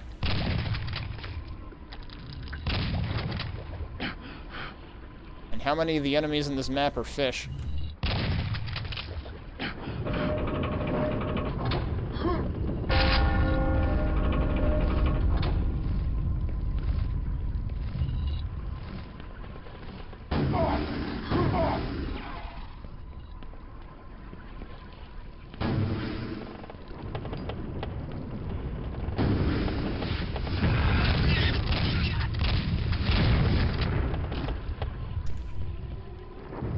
I'm also still wondering how I'm supposed to get that armor.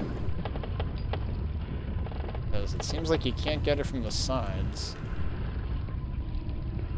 Hang on.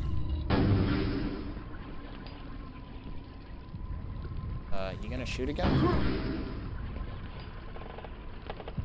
It seems like these are set to shoot from, like, the other side only.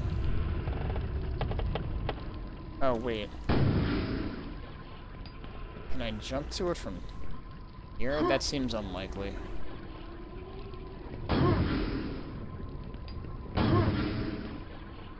There's no way to get to it from this side.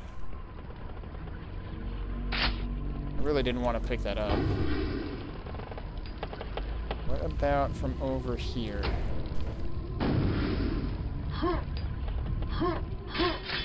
Yep.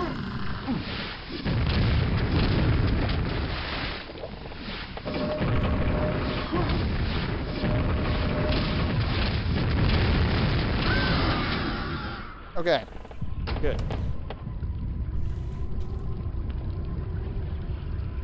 I'm not entirely sure whether that counted as a secret or not. Oh. That's kind of dumb that that basically will hit you unless you time your way around it correctly. Alright, Silver Door was near the beginning. This is where we got the key.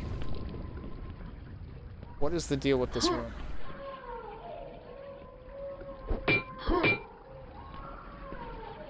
Like, these guys gotta come alive at some point. Okay, I recognize what part of the map this is supposed to be. Right, and then there's a thing over here. Oh, and there's a ladder there, too, to come back. Okay, those guys are still not awake. I didn't mean to do that. I keep ending up down here. Oh, hello. Kane's secret grenade launcher. You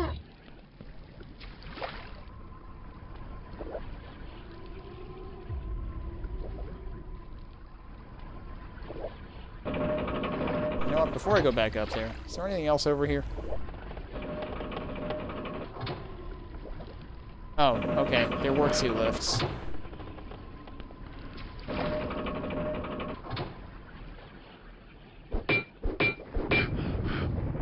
The heck is that? Okay, there's definitely something in there. I don't know how you open that.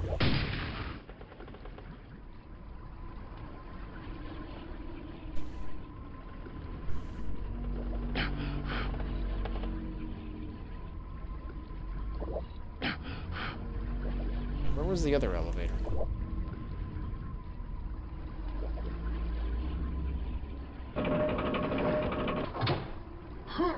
Okay, it's out here.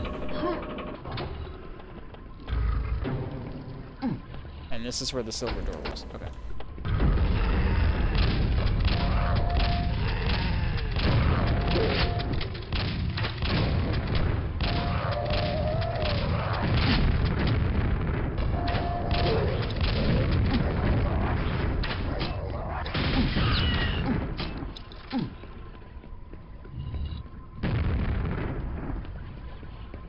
Okay, where can I see that door from?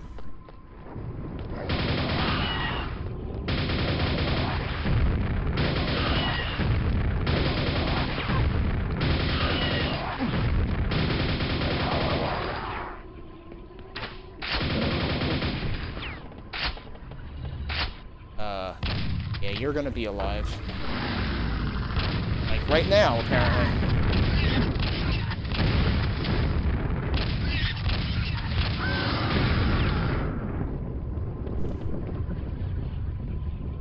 Oh. Yup, surprise. Now we're in the water right at the beginning.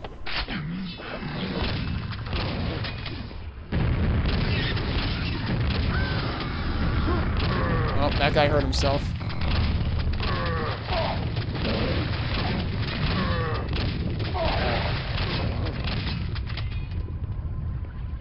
Who else hurt me? Also... Oh, I was thinking that might be something.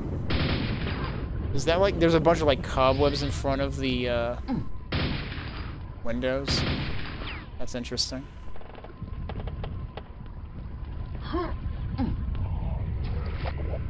Uh-oh. Somebody's not gonna be happy.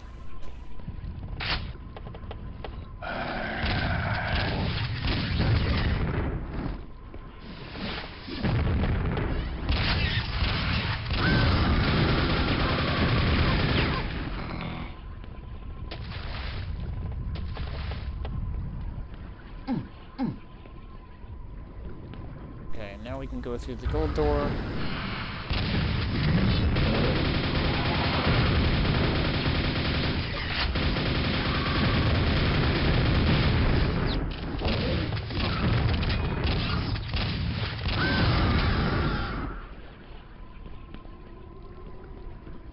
I feel like I do kind of like the non-hit scan shotgun better, but primarily for the reason of it feels like you have a better sense of when it's gonna hit things. Although I suppose, like, there is something to be said for having hit scan weapons so you can hit things at a distance easier. And you kind of lose out on that in Arcane Dimensions.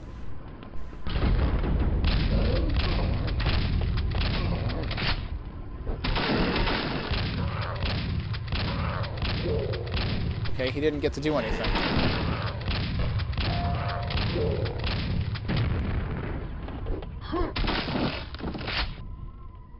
Okay, this is the cube room. I feel like they changed up the approach, like, leading into this room. But... and the cubes are also bigger. And this room itself is also different. There's still potentially a balcony up there, though. Oh, and they go into that wall. That's not what I expected. I thought they usually go into the one in front of you. He seems to be a little stuck. Okay. That's an unfortunate glitch. The end question mark. Yeah, maybe not. Heh. So is the twist entirely at the end of the level?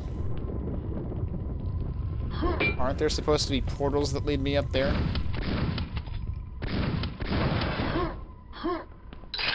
Alright. Beep's Bigger Boom. He's got one named after himself. Yeah, enemies with hit scan I definitely understand wanting to get rid of. Because otherwise, like, having no hit scan in terms of enemy weaponry in particular makes it possible to do much more reasonable base enemy setups. Because otherwise you get a map that's just a bunch of grunts and you're just, like, praying that you pick them off before they hit scan you to death, because you don't really have any way of avoiding them. Alright. We got a little over half the secrets. I don't know if I should be looking for more of them before I head through this. But the question mark definitely has me assuming this is not the end. I will be very surprised if it is.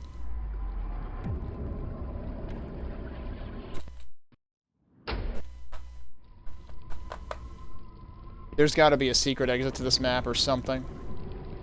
In true Arcane Dimensions fashion. Because we've only got half the enemies. Well, 2/3 the enemies. So we're clearly missing something. I absolutely hate the nails in that room. They're not done well, because they're done in a way that you're going to get hit by them going through a certain direction. Oh, there's the bats in the belfry. Can I kill these?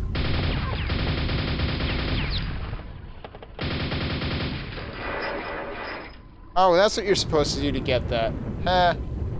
Okay. We did it the hard way.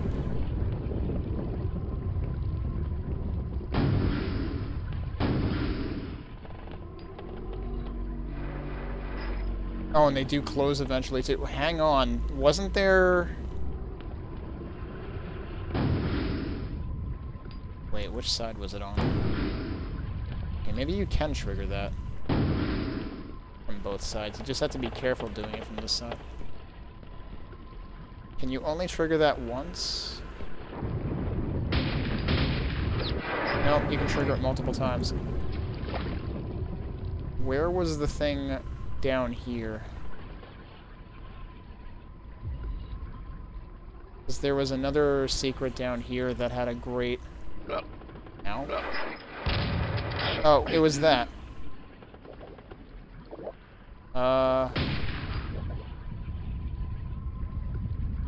Okay, so it's over here. That bright ceiling there is suspicious, too.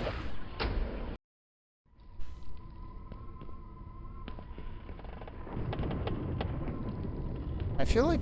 Was there more to this room in the original E112? I feel like there was. Don't tell me I need the gold key when I already opened it, jeez.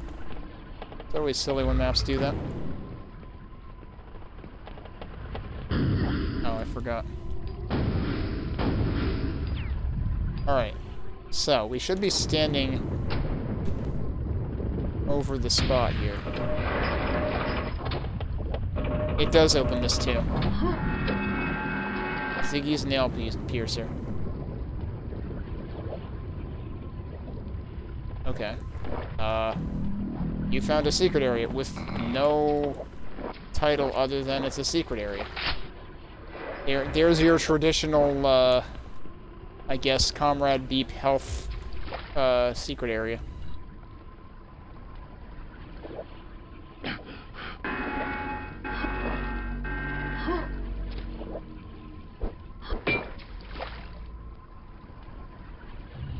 But yeah, there's gotta be... Oh right, there was the room with the baby noises and the night statues. That's something we never figured out. There's gotta be something to that. Stop going in there.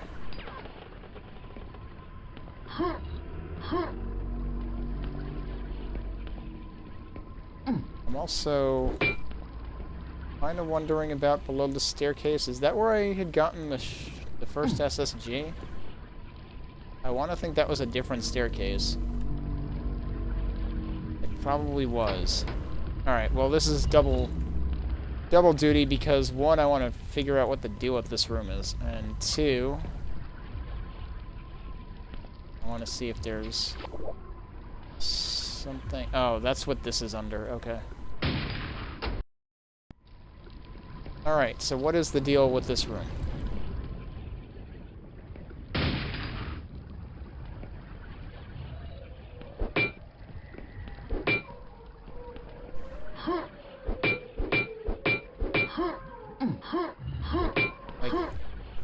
I started to get used to, like... Oh, there's a quad up there. I do have a grenade launcher. Question is, do they really want me to use it? I was gonna say, I've started to get used to maps using these, you know, these wafts or whatever to denote places where you can, where there's wind presence to move you along.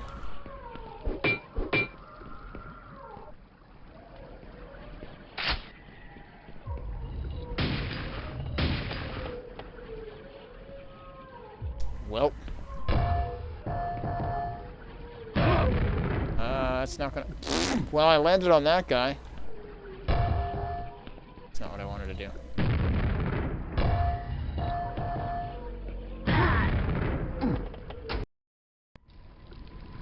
I feel like this probably isn't even the intended way to get this, but... Not nearly high enough.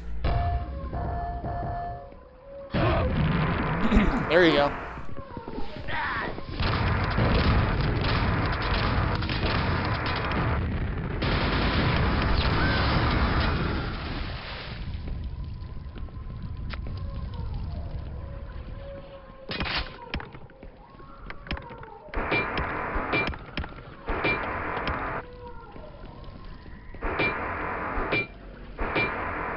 Okay, they weren't blocking anything.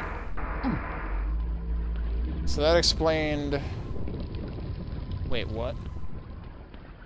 Oh, god damn it. No, those aren't interactable, if that's what you were thinking. Oh. Maybe that was supposed to lower it? Hang on. That doesn't even look like a switch. Yeah, it's a switch.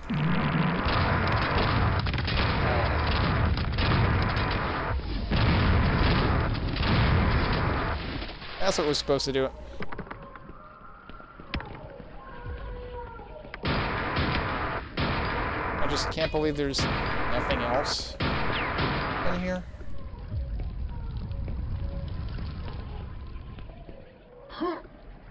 Above these?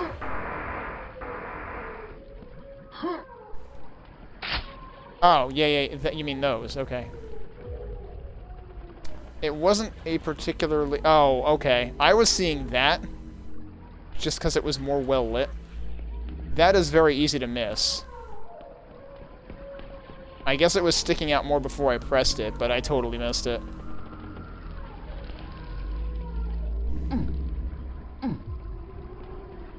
Like, the lighting could have maybe been a lighter color than the dark red there to help it stand out.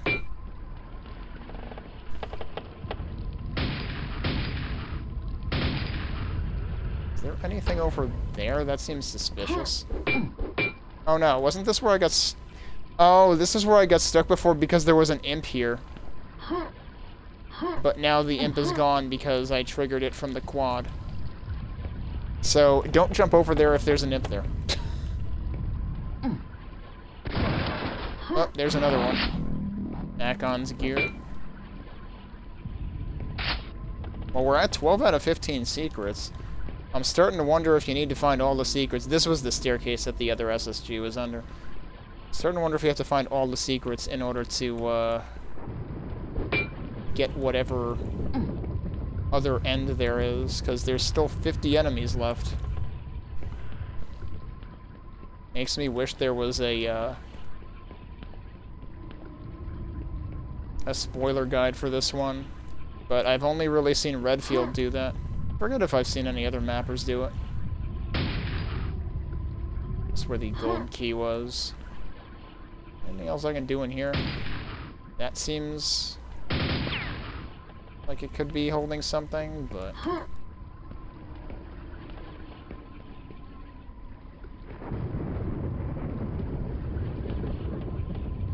Looks like there could be a lot of places to potentially hide something in this room. I suppose this also kind of has, like, Doom 3/Doom 2016 vibe for all of the candles surrounding everything. So it's like you took E112 from Quake and you... Oh, there's a secret. Fairweather's soggy armor. Yeah, it's pretty good armor for being soggy. So there indeed was a secret in that room. So now we're 13 out of 15, right? Yep. This is the beginning. We already found a secret in this room. It was over there. And then, of course, there was all of the breakables down here. Which it's actually interesting. You have to necessarily fall down here after you get the gold key. So that pretty much teaches you that there are these breakable walls down here, because you would end up breaking that from the other side. Which would then, if you hadn't before, it would lead you to then go around trying to break more underwater walls. What I'm wondering is, why is this here? That seems suspicious.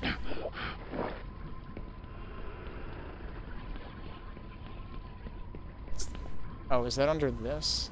Oh,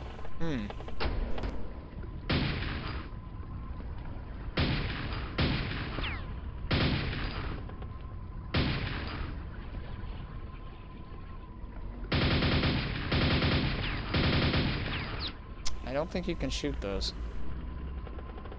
But this definitely has me wondering whether there's something up there. And whether this is supposed to be a teleport destination, or...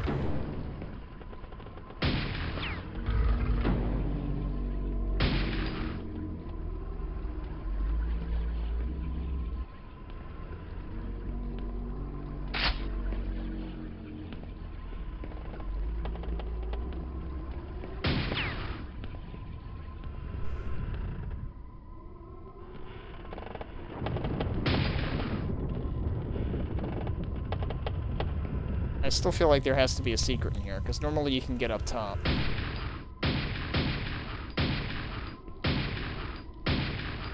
You can't even shoot the bell and make it toll.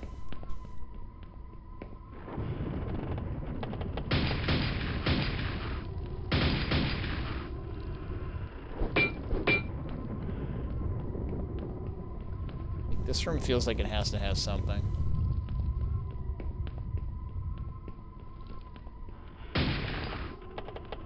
My thought is, what if it does, but only if you have gotten all the other secrets?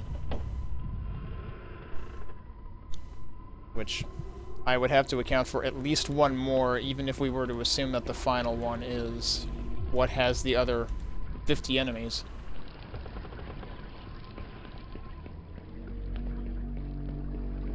I'm pretty sure this shouldn't have, like, the fish glitch. I have the patch for that. So, like, I'm pretty sure there's actually more enemies. Also, that has been sitting there for a very long time.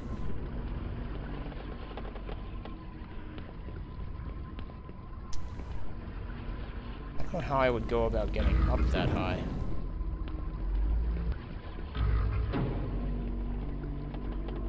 Unless we could get up there somehow out here, but that doesn't seem to be the case.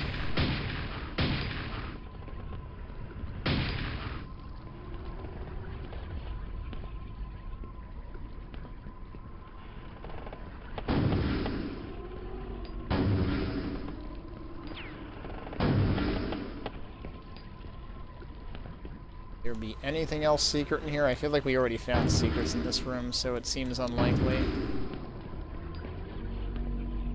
Already did that. In the original game, wasn't there a way to warp here? Like, it gave me a secret talking about the jump, but... And maybe that's the only way to do it in this. Really? Thought for sure that would be destructible. I already tried these. Is there anything? There isn't anything on, like, the ledge right below the stairs.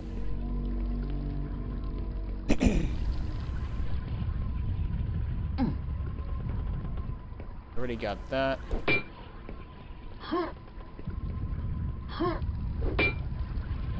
Nothing there.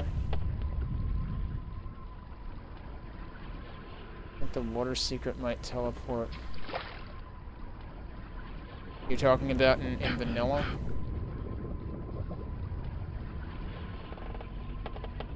I'm not sure if the same thing. Oh, hello.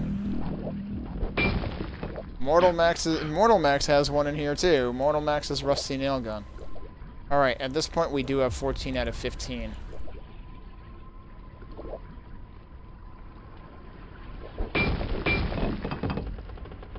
Oh geez, even that was... Some of those walls are so dimly lit. I mean, I can't even call it lit. It was more the absence of light whatsoever that you can't possibly tell they're breakable.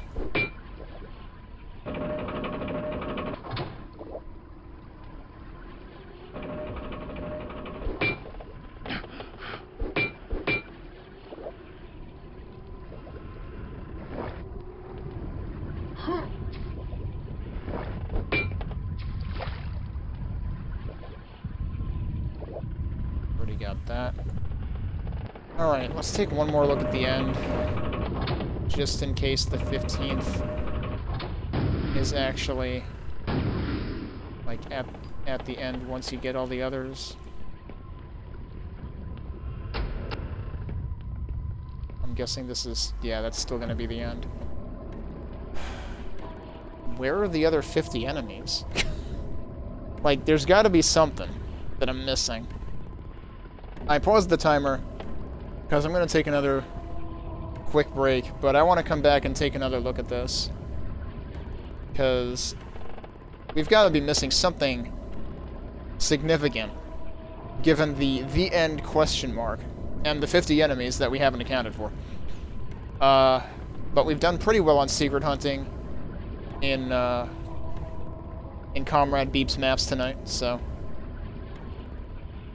And they've been decent maps, you know. They're not the largest maps ever, but they've been decent for their size. And this is a really nice, like, this has a really neat mood to it. How he remixed E112 on this. So yeah, let me take another quick break, and I may resort to no clipping just to get some kind of idea of, like, is there a whole other part of the map that I should be looking for? But we'll check that out when we get back.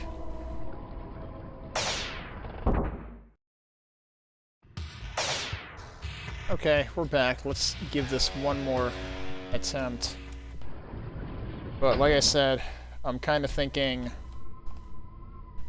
that I should begin by, seeing if there's anything obvious. First of all, I'm really curious whether there is, in fact, anything out here. I'm seeing some particles over there. So that's, interesting. But it looks like they really don't have... Like, wasn't this the map where there was a secret at the top? Like, there were portals in the corners, and that brought you out to the balcony? Like, how could they not do that? That seems like a really weird thing to not do in a remix of E112. But...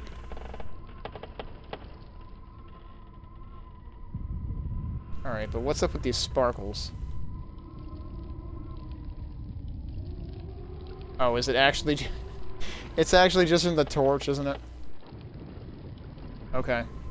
So there's really nothing here? There's really nothing here.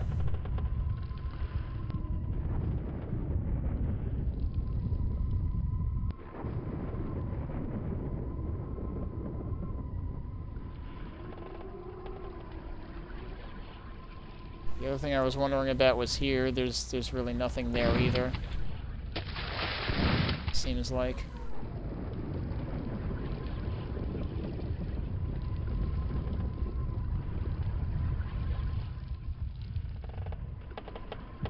Okay, right, I did get that.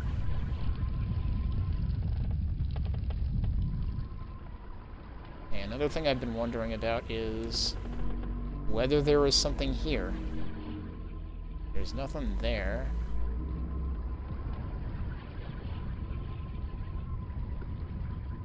You got a lot of bells that are very, very dark inside.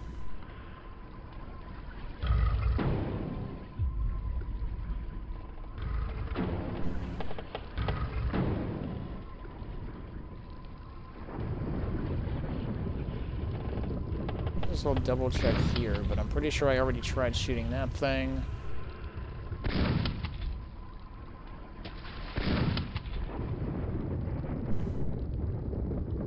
There's something behind the...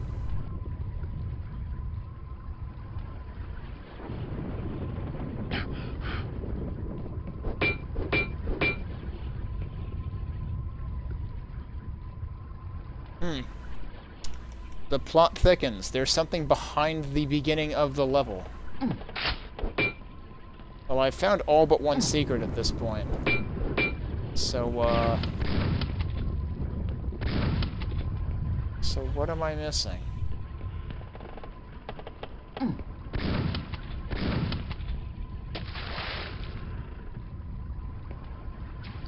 there be something else underwater that I didn't find?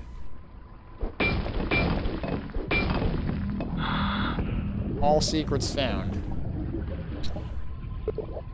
The candles sputter and die.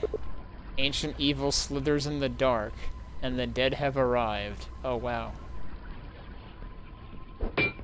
Still can't get in there, though. Okay. So you did have to find all secrets, and go figure, the one I didn't find was right at the start and would have made all of the underwater exploration way easier. So that feels terrible.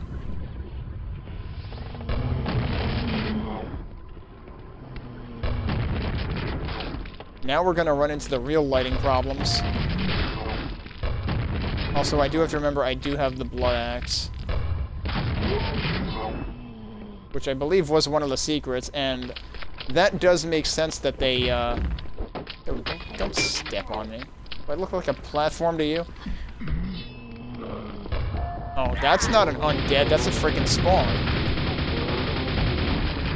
Oh, my actual target is spawns? Well, that's terrible. Maybe this is the Forgotten Sepulchre of E112 maps. Because didn't Forgotten Sepulchre sick the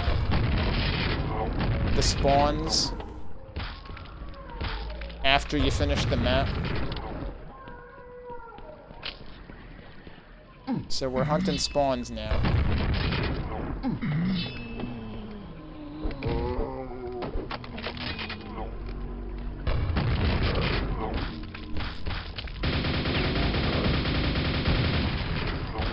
Oh, okay, they blew up and killed that.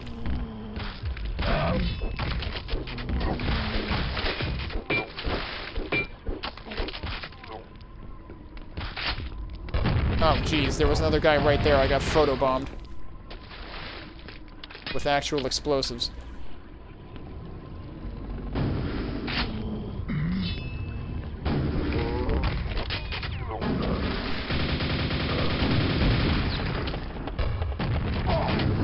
Whoops.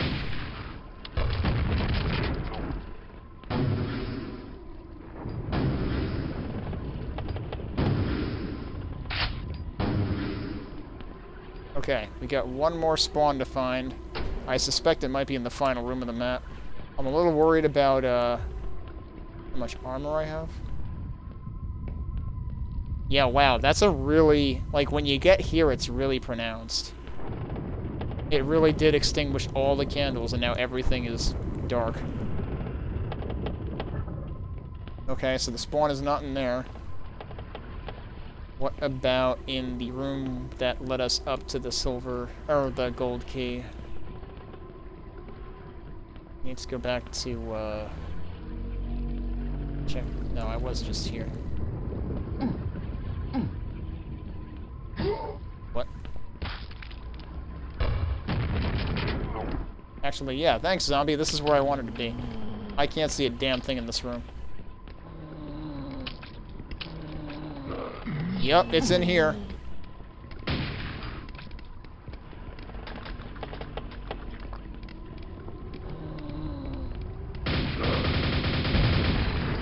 The Candle Lord awakens. What?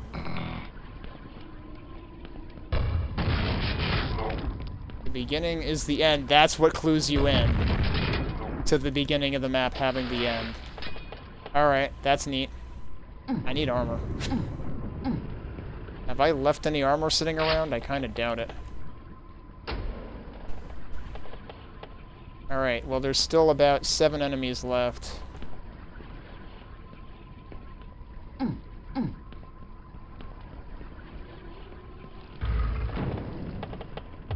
That's the wrong way.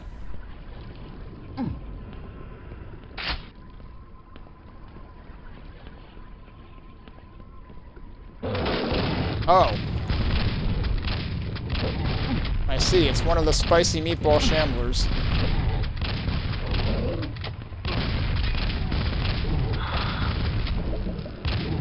Oh, I think I just accidentally found the cheese.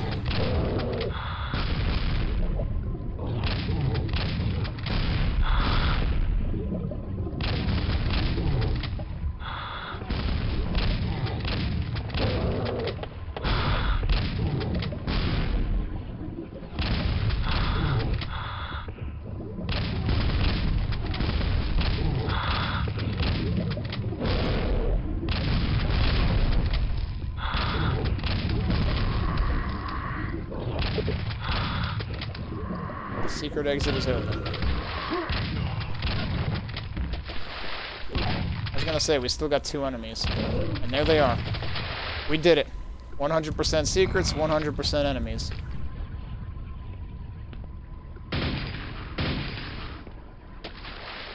This also explains why there was respawning ammo here. That was the thing that I thought was weird. It makes a hell of a lot more sense when you realize that the beginning is the end. Here you go. Alright. That's pretty neat. The candles going off and then on again is a really nice touch. The level does kind of become problematically dark in a couple of places, especially when the candles are out. But that's a really neat way to remix the map. And also, like, forces you to retrace your steps through the whole map again. And makes it a somewhat different experience when you do so. So, that's pretty darn cool. Let's see, oh, and it spits you out an E1M3, appropriately enough. That's fun. Alright, cool. Let's see what folks said about this. I wonder how many people did versus did not find the secret exit. Let's see how many people are gonna be like, where's the other 50 enemies? Look at the ratings on this. Overwhelmingly 5s. The map was previously released as part of Halloween Jam 2. Okay, so this was his map from that. Which is why it was released on Halloween. Among other things, this version features even more candles. Now with more candles. Comes with a new bat model and some ambient sounds. Joyo says, great new version and thanks a lot for the secret finale. I almost quit at the beginning when I realized I had already played that map and I'm glad I didn't. So I guess that whole section wasn't in the original, so maybe it didn't say the end question mark at the regular exit. The silent just says great. Ninja says, Addle of Waterworld's a great map, but lots of Waterworld's my thing only. Hate playing Quake where you have to be in the water a lot of times. Swimming to God knows where, and no oxygen. Without water 5, with it 2. Somebody didn't find the oxygen tank secret. Which, I mean, that was the last one I found, and this pretty much encapsulates... I didn't think the underwater stuff was too bad in this map. There were plenty of places to come up for air. I can understand, like, just finding underwater maneuvering to be kind of obnoxious. You don't want to spend too much time doing that. But giving this a 2 for that reason when, there was an air tank. Granted, it was a secret, but there was an air tank literally right at the beginning of the map. Yeah, I can't help but shake my head at this review, at that rating. Like, I'm gonna have to go rate this a 5 just to counteract that, too. Bond is nice, rated at a 5. Based on the layout of E1M2, it's an awesome map, excellent through and through. Dwyer says the screenshot says it all, really? It kinda does.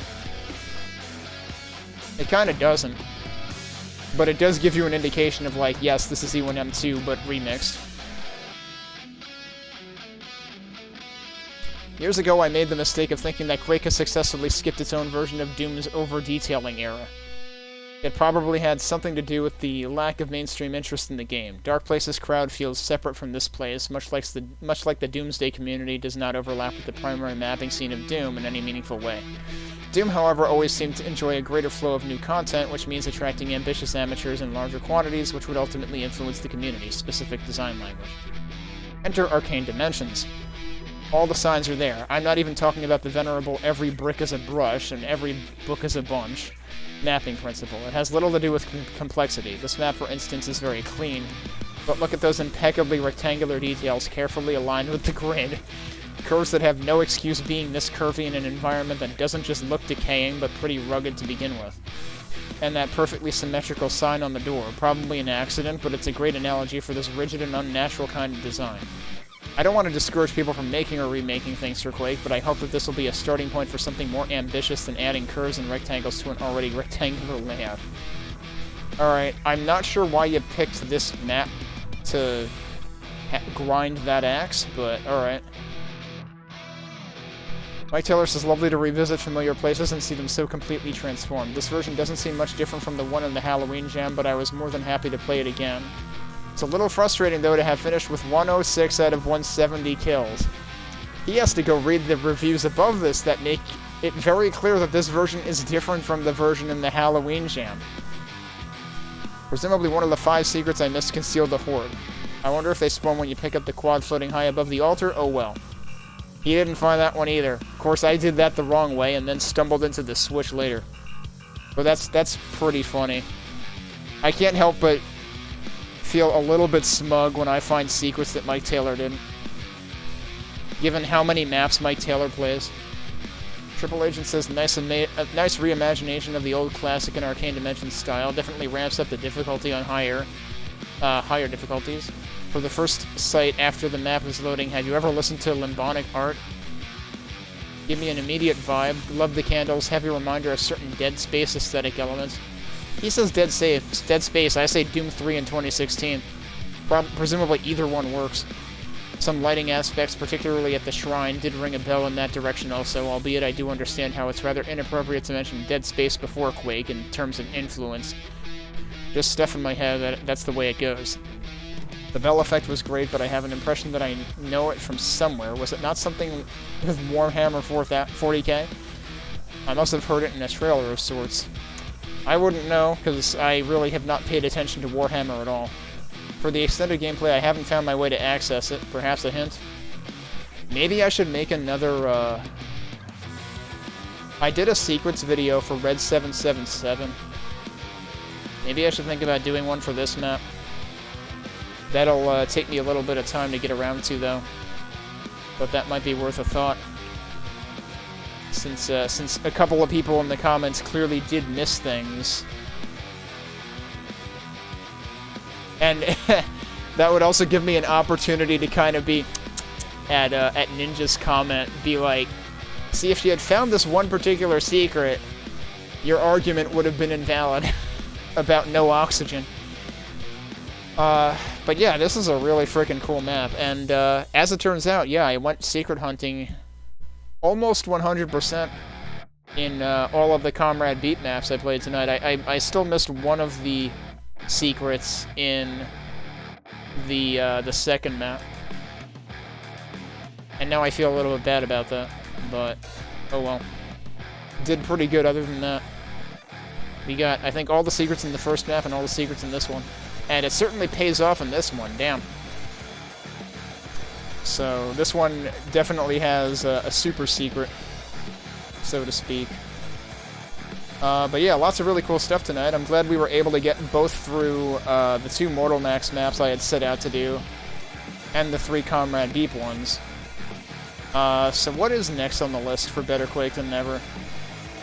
I believe next we've got Remelia Scarlet coming up again. Yeah, we do. We've got Remelia Scarlet with Zalanoth. We've got CCG and Greenwood with Aerospace Vitriol, which I read a little bit more about today. I had brought that up as potentially one to fit in if I didn't think I would fit in all the Comrade beat maps. Aerospace Vitriol is apparently a piecing together of 2 scrapped maps from CZG. And I guess Greenwood got in on the remixing front, on piecing them together. And Aerospace Vitriol is very Doom-themed, has a very different aesthetic than what you're used to in Quake maps, so that one's going to be interesting. Then we've got Juzlee, Heresy, A Verdant Dawn, J-Pal, and then we get into Jump Mod, which was something that I believe JCR originally put together, and then the Jump Jam after that. So we're getting into very much the modern era of Quake mapping with the stuff that's coming up. We're getting towards the end. It actually, like, look at that, upcoming, 21 to go. I mentioned a few weeks ago that, like, so many times I somehow ended up at the number 31 again because I would get through a few maps, but then I would realize I wanted to add a few more that I just was, like, clued into in the process of playing and looking at the reviews of other ones. We're finally making progress and getting down to the end of this list, but that's end with an asterisk because, as I've been saying, there are various map jams that I could play that are not in this list. So we're going to work our way through this list, and then we'll figure out what map jams we want to tackle beyond that. So there's still plenty of Quake to come on Better Quake Than Never. But we're honestly making better progress through this list than I had anticipated.